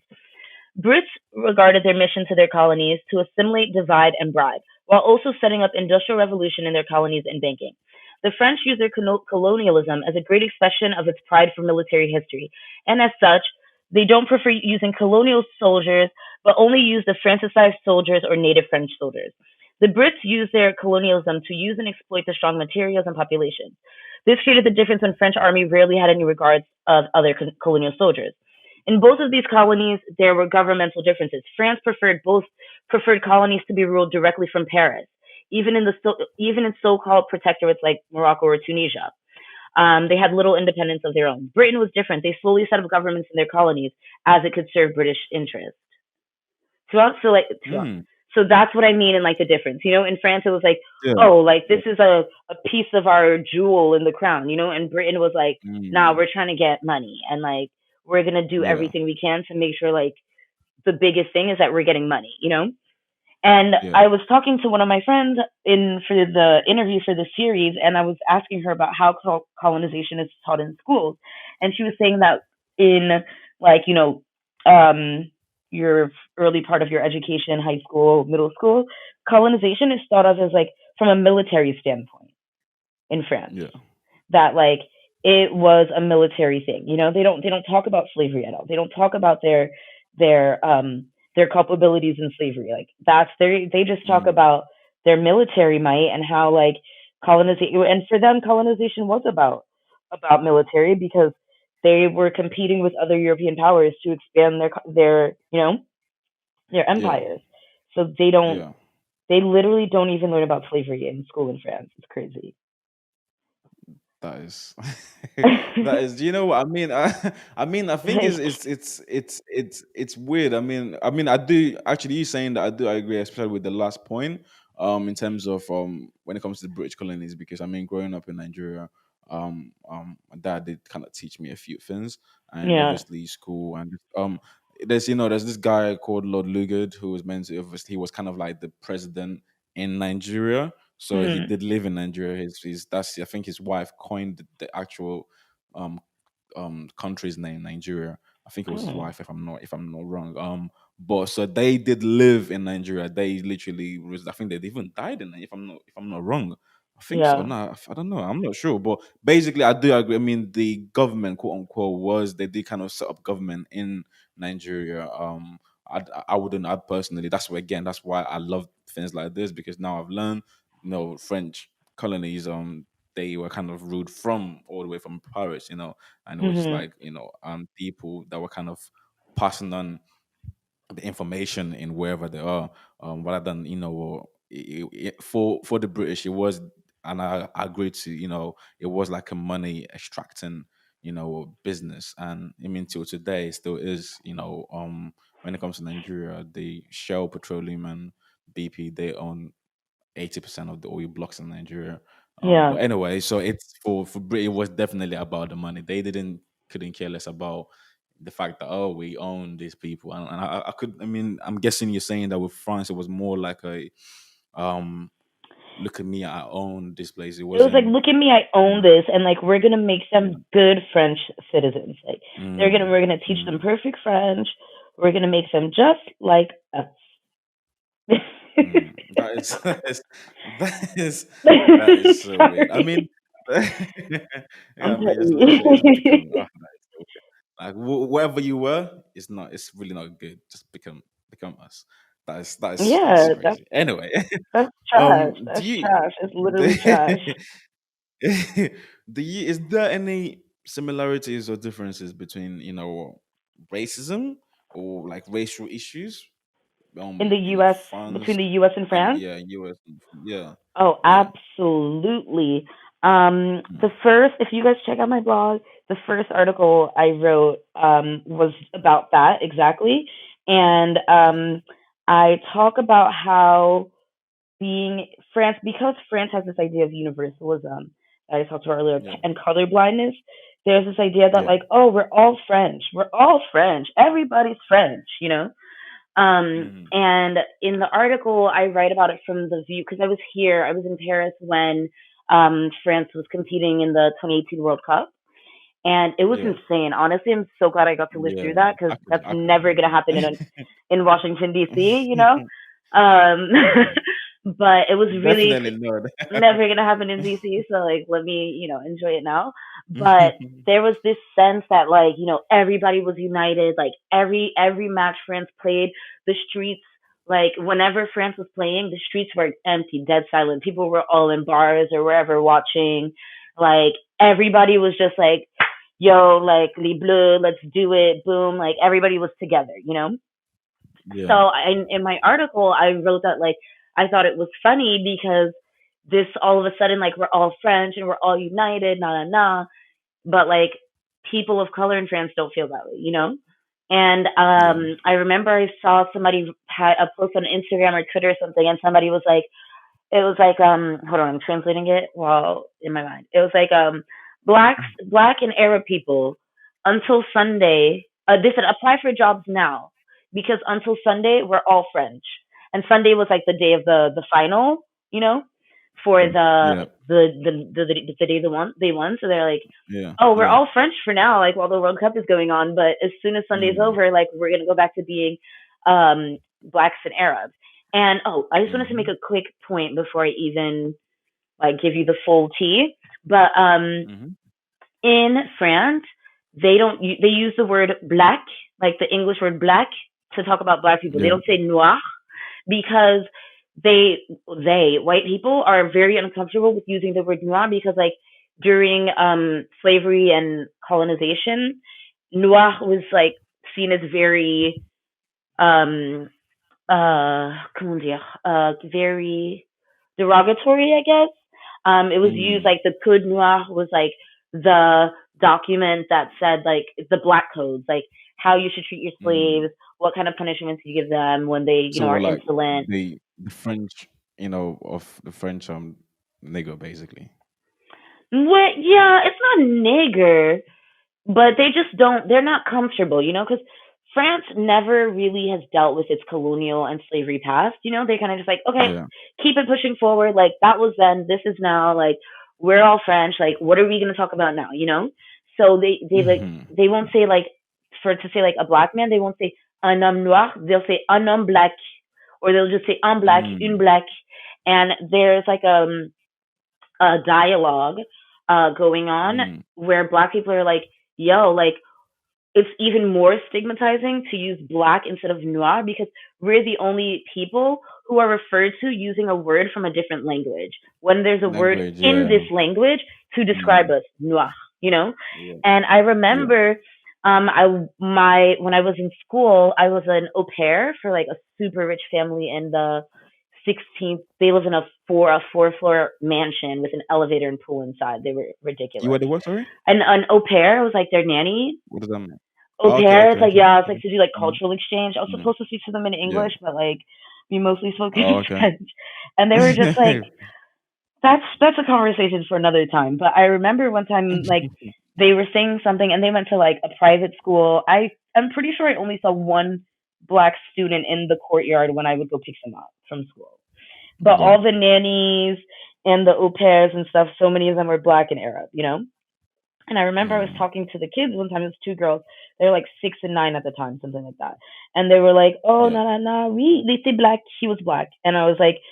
like, "No, you don't say black. You say noir." You know. And they were like, Mm. "Oh, no, mom said we say you say black." And I'm like, "No, like you don't. I'm telling you." And like I have that conversation a lot because people always use the word black, you know? And I'm like, no, Yeah. it's not black, it's noir. And they're like, oh, that's just how we say it. And I'm like, yeah, that's just how you say it. But do you think Mm. about how that's stigmatizing for a whole group of people that like, so Definitely. when people say that, I'm like, okay, then we're gonna say les whites, tu vois? I'm like, all right, you wanna call us les blacks? You guys will be les whites. And I do it all the time. Like I'm always like, yeah, La White who was there, and they're like, oh, okay, Essie, we get it. And I'm like, do you though? Do you get it? Okay, good. Don't Yeah. ever say black in my presence again. Got Wow. it? But okay, but other than that, I think like a lot of French people, white French people, like to think that France isn't that racist because it's not like the U.S. You know, they're like, oh, like it's not the U.S. Like it could be worse. Like it's at least we're not like Yeah. And I'm sorry, I just want to read like a quick passage from my article. So I talk Yeah, about how sure. in the U.S. like communities, and I Yep. said, in contrast, the generally accepted reality amongst the French, at least as best as I can discern, is that race relations in France are more advanced than they are across the pond. Criticisms of the Mm. status of race relations, or even the claim that racial strife exists in the hexagon, that's the word they use to describe like metropolitan France, are often met with Yeah. confusion, protest, and outright derision. For many in the land of the Gauls, the specter of racism is translucent at best, non existent at worst. As long as the forces Mm. of law and order do not slaughter citizens en masse in acts of state sanctioned homicide, it can't possibly be that bad. In a warped and Mm. frustrating way, this assessment is, at least on a comparative numerical scale, factual. At least black and Arab people don't have a generalized fear that each and every interaction with the police can lead to their demise. That is not to say that Mm. incidents of police brutality do not plague communities of color where the guillotine was once king. Oh my god, I'm so extra. But yeah, there's this idea that like, oh, like no, people aren't really racist in France, but like French people don't talk about racism. And that's the problem, Yeah, that's the People difference. Yeah. that's the difference. In the I like in a way I like that you can be like kind of chill here, but in a way it's annoying because like the French philosophy is to erase people's identities, Mm. And that's why I think like people want to pretend that racism is not as real in France, even though it's Yeah. not the same as in the U.S. because their slavery was in the colonies. They didn't have slavery Yeah. and Jim Crow and plantations in France, so they don't have that legacy Yeah. of racism in the Yeah. same way. But um, Ta-Nehisi Coates in Between the World and Me says at one point that like because he's a Black American, but he loves Paris, spends a lot of time in France, and he says, even though I love Paris and I love France, I can't help but think that like they're the same, like I can't help but not forget that like Yeah. they were doing the same thing that the white Americans did. You know what I mean? They just were more slick Yeah. about it and Yeah. like pretended like it never happened. Never have. Yeah. Yeah. So I think like people in France a lot of times are like, oh, well, like people are always wanting to be victims.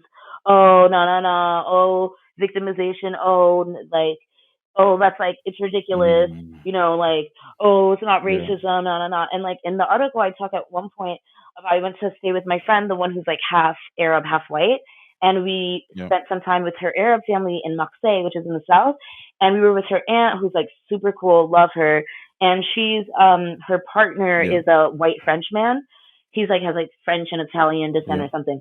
And we were watching Scandal, the show with Olivia Pope, Kerry Washington, and there Yeah. was a scene Yeah. where she says something. She's like, my parents always said you had to work twice as hard to get half as far.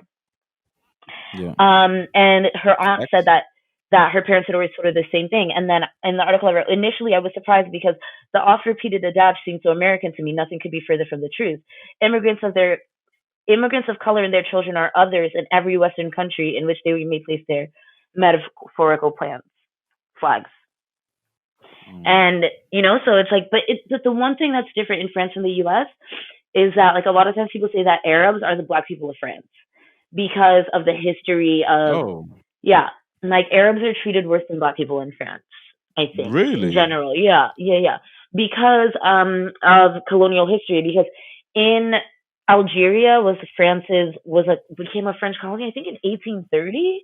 And Yeah, compared to Morocco and Tunisia, which were protectorates, so they had a little bit more independence since Morocco was a kingdom. yeah, But yeah, Algeria, the French were like hands on, and like I think it started in like the late, I want to say it's 1954, but I'm gonna double check. yeah, In 1954, oh yeah, that was right, 1954 to 1962.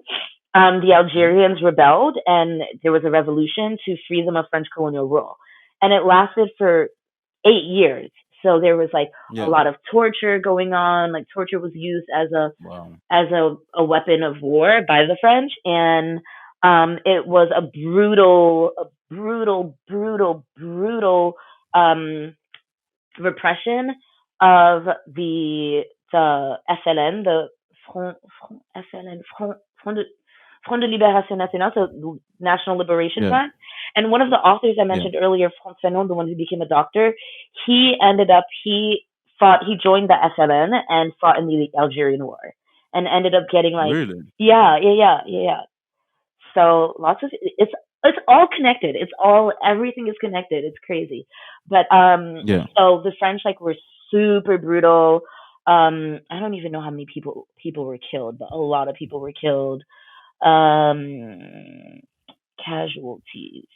140,000 soldiers, um No 140 way. to 150,000 FLN soldiers, 25,000 No French way. soldiers. Yeah, it was like a huge thing, and like even today there's a question of how France has portrayed and addressed the war.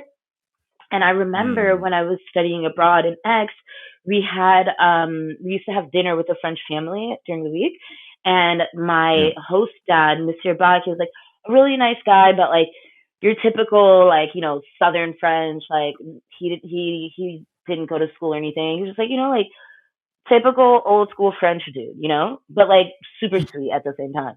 And Yeah. he would call, like, Algerian people call it the war, like there's a famous movie called Yeah. the battle the war of Algeria, like Guerre d'Algérie, yeah. But a lot of older French people call it the event of What? Algeria. Yeah. Because to Oh them, no. like, and the other thing about Algeria, the Algerian War, and why it was like so contentious is because when and this is when the French took over Algeria in 1830, like tons of French people moved to Algeria. So they're called pieds noirs, like black feet, Yeah. and like Mm. Albert Camus was a pied noir. Um, and so for 130 years, I know people now whose like grandparents were Pied Noir and had to leave Algeria when the French were ousted from power. So there's a bitterness Mm. amongst Yeah. a lot of Pied Noir that, like, oh, they took our home from us because that's the only home they'd known. And then there's Yeah. also a bitterness because it's like Algeria was like the crown jewel of the French, colonial empire. So Yeah. it was like a bloody war. There was so much terror, assassination, military coups, just madness, madness.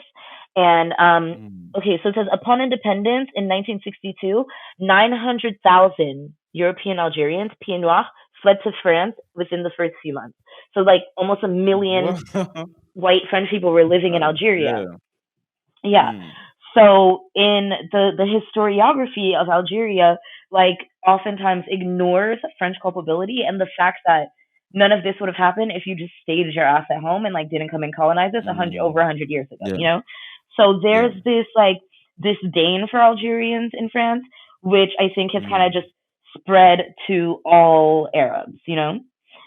And then beyond that, I think the reason why there's like a heightened racism towards Arab people in France is because there's there's like major Islamophobia in France, and this Mm. idea because because France is all about universalism and secularism. There's this law that was Yeah. passed in 1905 for laïcité. That's just the word for secularism in France. So in Yeah. schools, like they don't teach anything about religion. In public places, you don't talk Mm-hmm. about religion. Like religion is a Mm-hmm. private matter. You're, anything that's not Yeah. about you being French is for home, for to do at home, Yeah. not in public. You Mm-hmm. know. Mm-hmm. So Mm-hmm. for example, there was a law passed a few years ago. I want to say less than 10 years ago, banning um, banning you from wearing religious symbols in school. So like if you have a Really? kippah, if you have a yarmulke, you can't wear yarmulke to school. You can't wear a hijab to school. You can't wear a Star of David to school. You can't wear a crucifix to school. You can't wear a bindi. You can't wear a turban. Like no religious symbols in French public schools. Really? Yeah, yeah, yeah. Oh wow.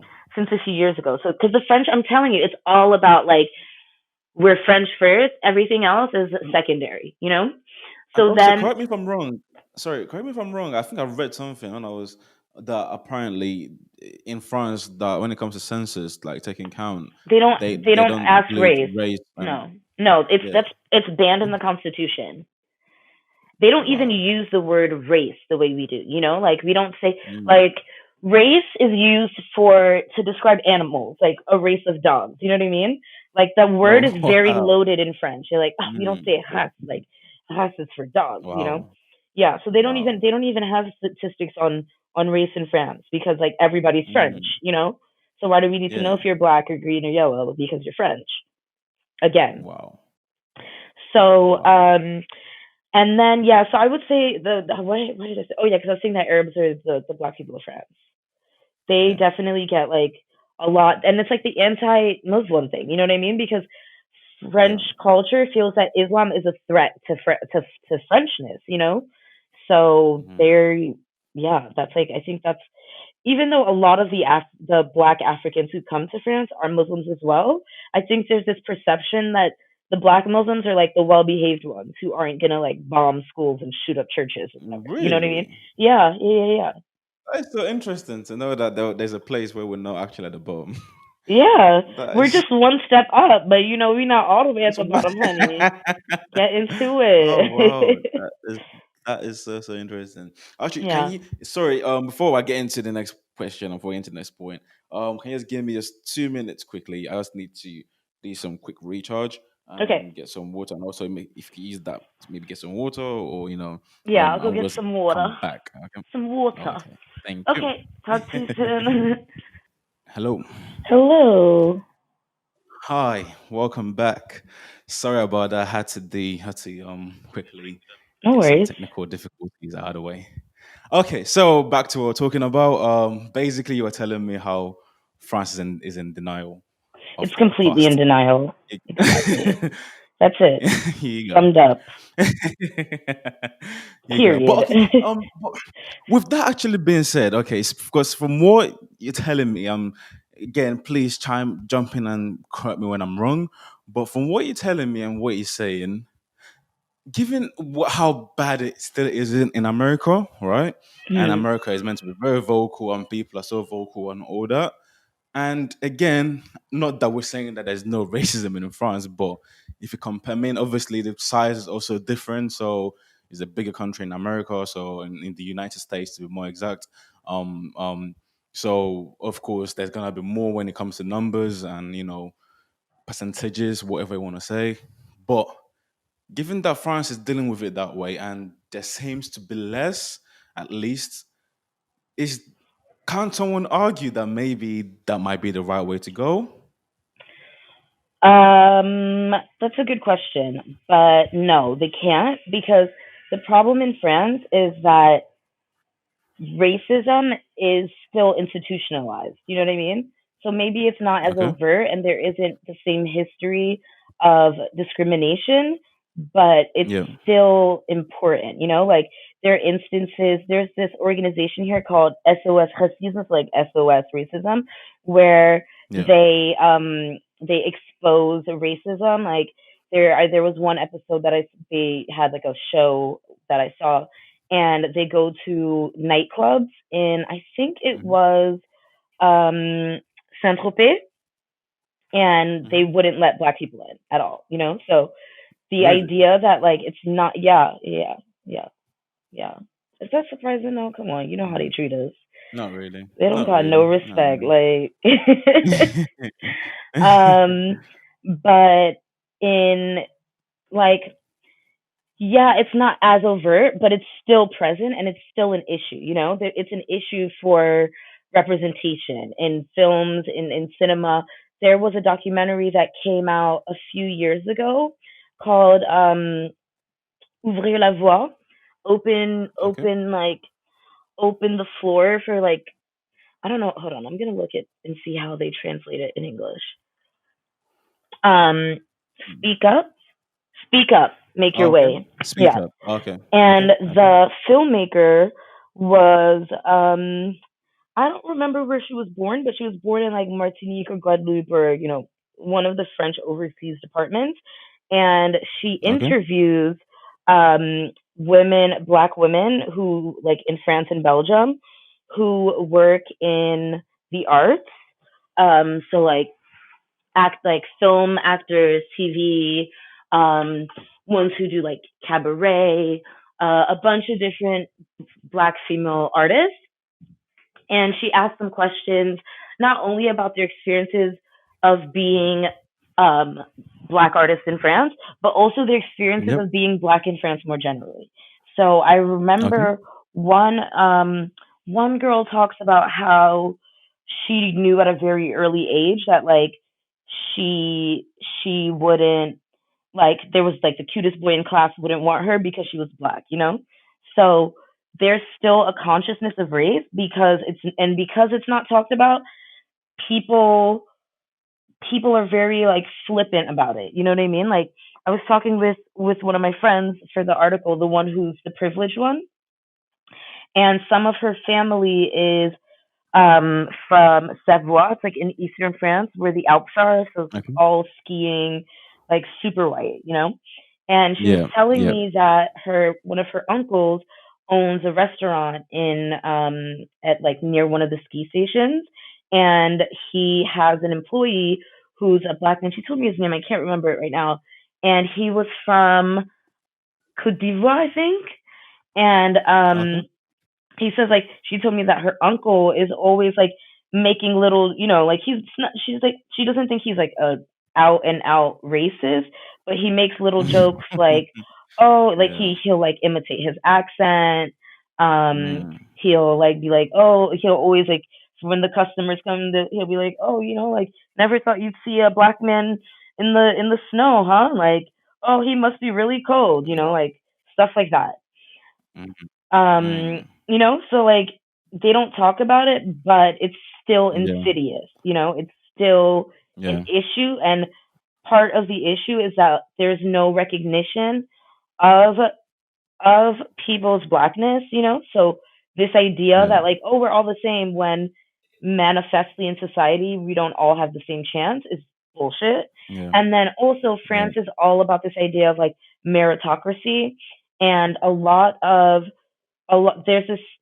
there's something called a concours. There's not even like a real word for it in English because that doesn't exist, but it's like a Yeah. competitive exam, I guess you would call it. But Okay. they have Okay. concours to get into like certain schools. There's concours to get into like the civil service. There's concours to Yep. there's concours to get in the civil service. There's concours to work for everything. There's always to get into the police, to be a teacher. So there's this Yeah. idea that like, oh, well, everybody can take the concours. Everybody can, have the same chance to pass it. But of course, that's not true because people from privileged homes, and those are mostly white people, have way more of a chance of getting the education that gets you to the level to enter into those upper echelons of like, government and decision making. Yeah. So Yeah. it's complicated because on the one hand, you definitely feel less oppressed, but on the other, the oppression is there, but just in a more quiet way. There's been stories of like I have a friend here. I met her actually when I was in Nashville. She came from Paris to do her year abroad, and she's Senegalese, French girl, Senegalese born. No, she was born in France, but her parents are from Senegal. And Yeah. she's brilliant. She went to Sciences Po, which is like one of the like major schools, like, worked in really cool internships. Like she she just had like a good dossier, and she was trying to get an appointment. And her name is Awa Day, so like it's not like her name is like Jamila Al Hatim, you know, like it's and she's Muslim as well.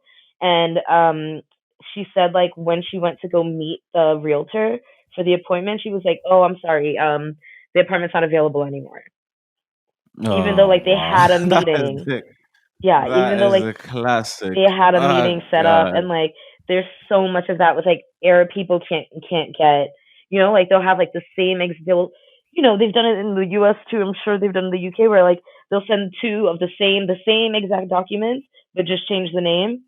And like yeah. magic, once you get a name like Claude de Bouligny or whatever, then all of a sudden, oh yeah, Or sure. Billy over here. Yeah, Yeah, Charlton yeah, or like yeah. I I don't could know, do. some bullshit. Yeah, yeah. So that's like, you know, so I that's like mean, it's yeah. I mean, again, I get what you're saying. I get because for me, look at. I mean, which kind of leads me to one of my points. I personally believe, right, that unfortunately, and I've come to peace with it, that racism will never end. You it know, won't, it won't. it will never Wait, end. I'm really You know, sorry. Can I just put so you on hold for go on. 1 second? Sure, Okay, of sorry. course, that's fine. Sorry about that. I didn't realize it was so late. And That's fine. Welcome. yeah, like That's my fine. friend next to me was like, "Do you want do you want to That's eat?" I was fine. like, "Oh yeah, it's 9." That's fine. Sorry about that. Um, that's fine. That's no problem at all. So I was saying, welcome back. So I was saying, with that being said, like I said, like racism will never end. Mhm. It's not going anywhere. I believe so. I mean, it could be reduced. Sure. I mean, I'm not optimistic about it. If I'm being honest with you, I'm Me not very neither. optimistic. So I'm like, I don't. But the thing is, I've come to peace with. I've made my peace with that. You know, I've made my peace. It's fine. It is what it is. But the one thing that I do believe that can change is the social economic issues. Is Mhm. the in terms of economy, in terms of money, because in this world we live in, money is literally equal to power, and Money, power, that respect can be that you need changed. in life. Exactly. Shout out you to little know. kid. So that could be changed, in terms of Africa getting back to, in terms, the resources we use, now resources, right, we get to the position of power. I genuinely 100% believe that can be changed. So Mhm. with that being said, is if is no I say that because it's a little bit, or quiet racism that is obviously every now and again there could be a killing. I know it might so bad that we're saying this. I mean, every now and uh, again, you it's know, a killing shit every now and happens. again is fine. Shit happens. But is that not better than the racial divide in America though? Like, is that is that not better? And with that being said, it's maybe directly, or maybe given, I feel like it's actually saying that, I'm starting to get some answers in my head. But you go, Okay. you go. Is that not Um. better that you think? Okay. So to your point about socioeconomic um betterment, let's say, Hmm. I Hmm. totally get what you're saying, but I don't think that Black people, not speaking of Africa. Africa I'll address afterwards, but I don't think that Black people who live in Western nations can improve their socioeconomic status if they don't dismantle the systems that keep them impoverished. You know what I mean? Like if you look Yeah, at the US yeah. for example, there's a show on Netflix called Vox. I think it's Vox Explained, and they have an episode that they tackle the racial wealth gap, and Hmm. it talks about how, the reason why it was something like the net worth of most white families in America is, let's say, $200,000 or something. The net worth of most Yeah. Black families is $8, and they discuss Mm. why that's the case in the U.S. at least, and it's because after like the U.S. was settled since the 1600s. All of these white families, not all of them, but many of these white families had time to build wealth. What is wealth? Property, ownership, and transfer that money from generation to generation. And that is how wealth is created. It's not just Yeah. one person, one job, it's generational.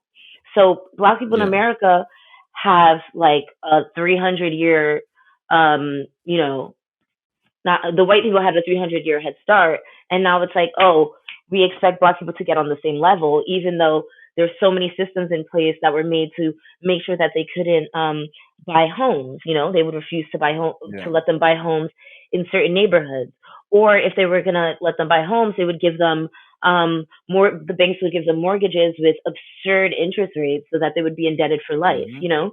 So those Mm-hmm. Mm-hmm. systems in and of themselves, the school to prison pipeline in the U.S., how Black children are penalized and punished, rather than Yeah. rehabilitated. All of those Yeah. things are barriers to Black people getting better socioeconomic status. If we don't address the Yeah. fact that certain neighborhoods get less funding because they're poor, because when Black people move in, everybody runs out, because we don't reinvest tax dollars into making sure their schools are good, because we don't have scholarships, we don't have things that are affordable for them, we're never going to get out of it. You know what I mean? Like, unless the Yeah. system changes, we can't win. We can't win playing by the rules that they've set all these years. You know what I mean? So Yeah. Definitely. No. I think that's why, at least in like Western countries, like outside of the U.S. and stuff, like I think that's why Black people need to affirm their identity, because, and this is the whole idea of negritude, that we don't have to conform to the norms set by our former slash current oppressors, but like we can assert ourselves. We don't have to be like them, we don't have to whitewash ourselves to be valuable. So this idea Yeah. of like claiming our blackness and like showing it, because they don't want us to talk about it. Like, white people don't think, it's like white people don't think about being white because they're just the norm, but we think about being black because it's a thing. We wouldn't think about it if it wasn't an issue. You know what I mean? So Yeah. in the US and like UK, etc., I think like it's hard though, because people just don't want to hear it, and people really don't. People are uncomfortable admitting that they benefit from other people's misfortune. So I think that's the difficulty also, that people don't want to believe that racism is real. They're like, "What? No way that happened to you. What? I've never seen that before." And I'm like, "Oh, so you never seen a person from you're in Mongolia, but they exist, right? Like, come on, get it together." Um, Yeah. but with like Africa, I sincerely believe that Africa is the future. And I think that Africa is like Europe is the past. You know what I mean? Like, their glory days are over. Like, it's time for the colored people of the world to fuck shit up, and we're tired, like, we're tired, and we're ready for, and I think like if you, even though the media just tries to show us all the negative things about Africa, if you look at what's going on in like Ghana, Nigeria, with like all these tech companies are coming and putting their AI labs there. There's so many Africans who are, rising in the ranks in major tech companies and in those spaces that are the places of of decision making. And I think the more, and another thing is like, we have to we need representation, because when growing up, like, I don't think little Black kids thought they could be president of the United States, but now we have Barack Yeah. Obama. So like, even the image, that it's a possibility for you, that is out there when our people do well, I think that is good for the community. Yeah. Yeah. And I remember, I think it's in Americana. Chimamanda talks about, there's this one part where when she gets Chimamanda, what's the main character's name in the book? Ifemelu talks about how do you say it with the right accent? Say Ifemelu, pronounce it again. Ifemelu, FMLO. Ifemelu. I Because F Chimamanda's just E Igbo. M E L U. IFEMELU. Yeah, Ifemelo. Yeah. Ifemelu. Ifemelo. No, Ifemelu. Ifemelo. I think. Yeah, yeah, yeah. I Ifemelu. think it's Ifemelo. which I Feminine. think again, if which it would be bad if I'm interpreting it wrong, is something. The literal translation is something that's been done, basically, which is kind of Yo, I annoying. love Nigerian Anyway, names. I love Nigeria. They always got a meaning, like the one who conquered Jericho, the one who blew down the wall with thousand horns, the one who made Abraham yeah, stop yeah, killing his yeah, son. yeah, yeah. They're That mad is powerful though. we It's good. definitely 100%, 100%. I agree, 100%. I love But it. yeah, carry on. But there's one part in the book where she returns to Nigeria and she's talking about the the architecture, and she says like, yeah, I prefer like a rustic French, like house in Provence or something. Like Africans are very, she's like only and white people love to have like an old house with old things, like antiques and na. And she says Africans are not like that. They want the new, the best because they're forward thinking, they're looking forward Yeah. to their better days. Whereas Europeans are more so focusing on their glory days of yesteryear. So Oh, Africa is the future. And I thought yeah. that was like really cool. I like that. I like that phrase. That yeah. I mean, that is quite interesting. I mean, we are the future if else China gets there first, because Yo, don't get they me currently started on China, okay? We're not gonna um talk about China because then I'm gonna just start to get a little bit. because they The tone currently will are. They change. are. It's. They're all up I did in like the sauce. I did like a quick rant yesterday on how China is conquering and trying to colonize Africa Yo, again. it's Not again, but like disgusting. colonization again. Yeah. But it's Meanwhile, a they whole can't different. even That's a take whole care of different. their own problems in their own country. Like, leave us alone. Go take care It's of your just I own don't stuff. know.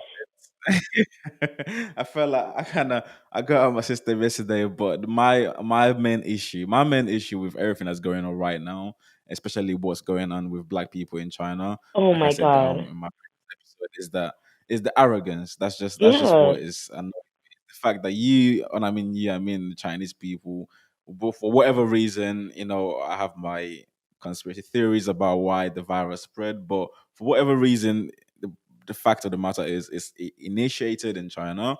It spread across the whole world. The whole world is shut down because of it. But for some weird reason, They're not for getting whatever logical reason, it's our fault as black people. right? We are the ones. I We are the was ones like, that are they have being. some You know, nerve. Like the disease it's the. literally started because y'all want to eat pangolins and bats and snakes and cut them up in the Mm. market together. And black people can't go to the hospital now? Really? I mean, I have my theories about how it started, because I mean, again, not to be rude, but they've been eating weird things for a long time, though. Yeah, but Let's let's think. remember SARS? SARS started because of the same thing. Which again is the point. They've been doing a lot of weird things for a long time. So I just think it's a bit convenient that all of a sudden we started seeing a lot of videos of Chinese people eating weird things, and all of a sudden, boom, there's a whole different virus coming on and say, oh, it's because of a mutation between, I think, was it a bat and a snake, or like what was it again? Like some next Yeah. mutation that someone, a combination of Yeah. things that cause. Anyway, but the point is, there, I mean, like you said, we can't get into hospitals now because of something that you started. We can't live in our own apartments because of something that you started. It's not even hospitals. Like, I bought my apartment and you're kicking me out of it Yeah. to get into some next hotel. That They it's not can't even even go to well kept. McDonald's. There was a No. McDonald's that had a sign that said no black people. Exactly, and Like, there's literally a story of a couple. The lady is white, not even Chinese. She's just white, and the man is black. And the Chinese government, the police came and said, "Well, we have to put him in quarantine. You have two options: is either one, you stay with him, and we put both of you in quarantine, or two, you kind of distance yourself, and we put him in quarantine, so and she you gotta stay leave home." her man. Basically, and it's just Yeah. again for what exactly, and apparently it's our fault we brought into the country. But it's just the arrogance. That's my thing, is the arrogance. If it was like a case of, oh, there was a disease that you know was spread across the country, and then it got to China, then I Yeah. could get it. I mean, it's still bad, but fair Yeah. enough. Blame it. You know But what it's it like is, what it is. the gall, the unmitigated gall. It's just the arrogance. The arrogance kills me. But my point is, we are the future if China doesn't get there first. We are the Yeah, future if. Well, my only thing is, which is my where I like to. This is where I like to talk about is I don't. The more I think about it, and the more I think of liberation when it comes to Africa, and when it comes to because we're still under colonialism, whether we like to yeah, believe it or not, hmm we still definitely under it. It's still some backhand, hmm or under the table deals going on that is still keeping us where we are today. Because I don't want to believe that our leaders are that stupid. that is Believe it, that is honey. I Believe don't, it. They're not I'm living stupid. in They're my not own French stupid. They're version of greedy. denial. They're I'm greedy. living in my own French version of denial that my people are not that greedy and stupid. They're not I stupid. They're just believe that greedy. They're greedy. The leaders are the reason why I taking say money. stupid, the reason why I say stupid is this. This is one reason why I say stupid. Not even, I know greedy is definitely one of it, 100%. But the reason why I say stupid is this. One, in Nigeria, right, which is again now crude oil doesn't even mean nothing anymore. So I just want to see how we get back. But anyway, that's a whole different conversation. But in Nigeria, back when things were all fine and normal, and things were good, crude oil was our main export. That's the main way we got our Yeah, money. But please, can you tell me why we have to export crude oil at a cheaper price and then have to buy back petrol and all the you know exactly. uh, things, buy it back at a higher price, at a more expensive price? We Can have the you please? resources, but we don't have the infrastructure to exploit them. That's the point. So that is why I say the stupidity, because isn't there not someone with a brain that says, you know what, hold on, I do have the resources. It's not like crude oil was okay back in the day. I get why we kind of sold all our blocks to BP and Shell because we had no idea what it was for. Fair Yeah, enough. Oh no, it is what it is. Blame ignorance, right? yeah, Cool. But today we know what it is for. We know how valuable it is. We know that it's the number one export in the world. That's why the Arab countries are the way they are today. That's why anywhere that is rich they is use most their likely the money fact that they have from the crude oil. yeah The point is, why is there no one with a brain to say, wait, hold on, we have this. It's very important. It's one of the top five, if not the top one resource that is going on in the world. Why should I not build infrastructure so that I'm able to refine my own crude oil and sell it at a higher price? yeah. Why am I look at Arabian countries, hmm like Arab countries? Yeah, that's They what they did. First of all, that's why they became that's why Dubai what 25, 30 years ago was a desert. And now Dubai is like one of the most beautiful places in the world. And that's obviously the good sides. I'm sure there are bad sides that they're not Yeah. showing us.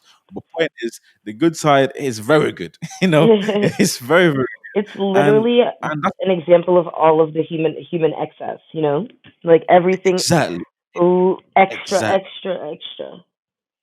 100%. So the point is, my only thing is, someone there has to be. I refuse to believe that people are stupid. And with that, I just want to get to one last point, and I'll let you go. You've been wonderful today. Thank you so much. This But was one so last much point, fun. like I said, I would definitely have you on again. I promise you. Yay. But so I said my one of the biggest problem that I believe that we face as a black diaspora is socioeconomic issues. Do you agree? Don't you agree? If you don't agree, what do you believe is our main issue? What do you think is our biggest issue? And what do you think? Um, I think it kind of goes with what I said earlier that like that's definitely it, and that question like you can never it can never be one thing, right? Because each Yeah, each ill begets another ill. You know what I mean? So the social economic discrepancy comes from racism. So it's all connected. But I think yeah, a big problem in the black diaspora beyond like material things is yeah, um this idea that like our black is not good. And I think that black people everywhere need to be proud of being black and like accept and value their own cultures, and not feel inferior. And that's a big thing that Aimé Césaire and Fontaine talk about. That's like this sense, because of the history of colonialism and racism and slavery, etc., that we are less than, and it's internalized so Yeah. much. And even when we do, learn about all of these issues and explore them and indoctrinate, inculcate ourselves with them, there's still this idea that like blackness is bad, that like that is reinforced by so many other people that we start to believe it ourselves. So I think that black people Yeah. everywhere need to take pride in being black, and I think they need to come together. And I think that Pan Africanism, like the African diaspora, I think it's a powerful thing, and I think that black people will be okay. We're survivors. We made it. We make it through so much. Like we gonna be all right. I don't know Definitely. about the white people because the sun is getting hotter, and the sun is their worst enemy. Okay, to quote Kenya Barrett from Blackish, he was like, the sun, the thing that keeps the earth alive, will literally kill them. And like I think that I mean, I don't think humanity has so much time left, but I think we'll be the last one standing. Do you think? Wow.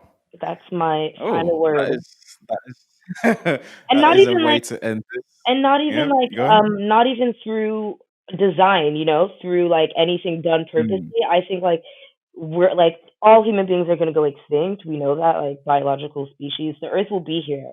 Like look at corona, all of our things got shut down and the earth reminded us that we're guests. Like this is not mm-hmm. ours. We're going to be washed away just like the dinosaurs and the woolly mammoths and all of the rest of them. But I think that black people are resilient and can and overcome so many things, and we know what it is to push through. And I think that a lot of other Yeah. people don't, and I think that is something that is always amazing to me, is just how strong black people are and how we even strive. We we we we we what's the word I'm looking for? We strive. No, not strive. We like achieve Resilient. things even in the most precarious and oppressive of circumstances. So I believe Mm, in the black spirit. I believe in the black diaspora. And yeah, I love black people. Like I love ghetto black people. I love bougie black people. I love African. I love them all. Like I just love black mhm, people. And yeah, I really do. I love us. mhm. Thank you so much, I say. Thank you for Thank you, coming on. Benjamin. I really I've learned a lot, and I hope you guys to have. I would be learn one thing I definitely learn is, and I keep on practicing, is how to pronounce Oh, the negritude that people. was good. That was really No, good. I know. I was proud of myself.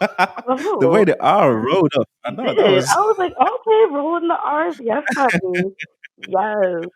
Bonjour. Anyway, anyway, Wow. thank you so much for coming all Thank the way. you. We're doing this all the way from Paris. Again, it's fun. It's funny how much technology has evolved. Right? And But how, thank like, you meet people through people. Like, I met Sarah in definitely. Paris. You know her from home, and boom, connection. Mhm.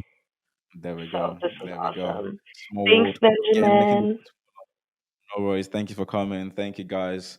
I will see you guys later. Bye. Bye.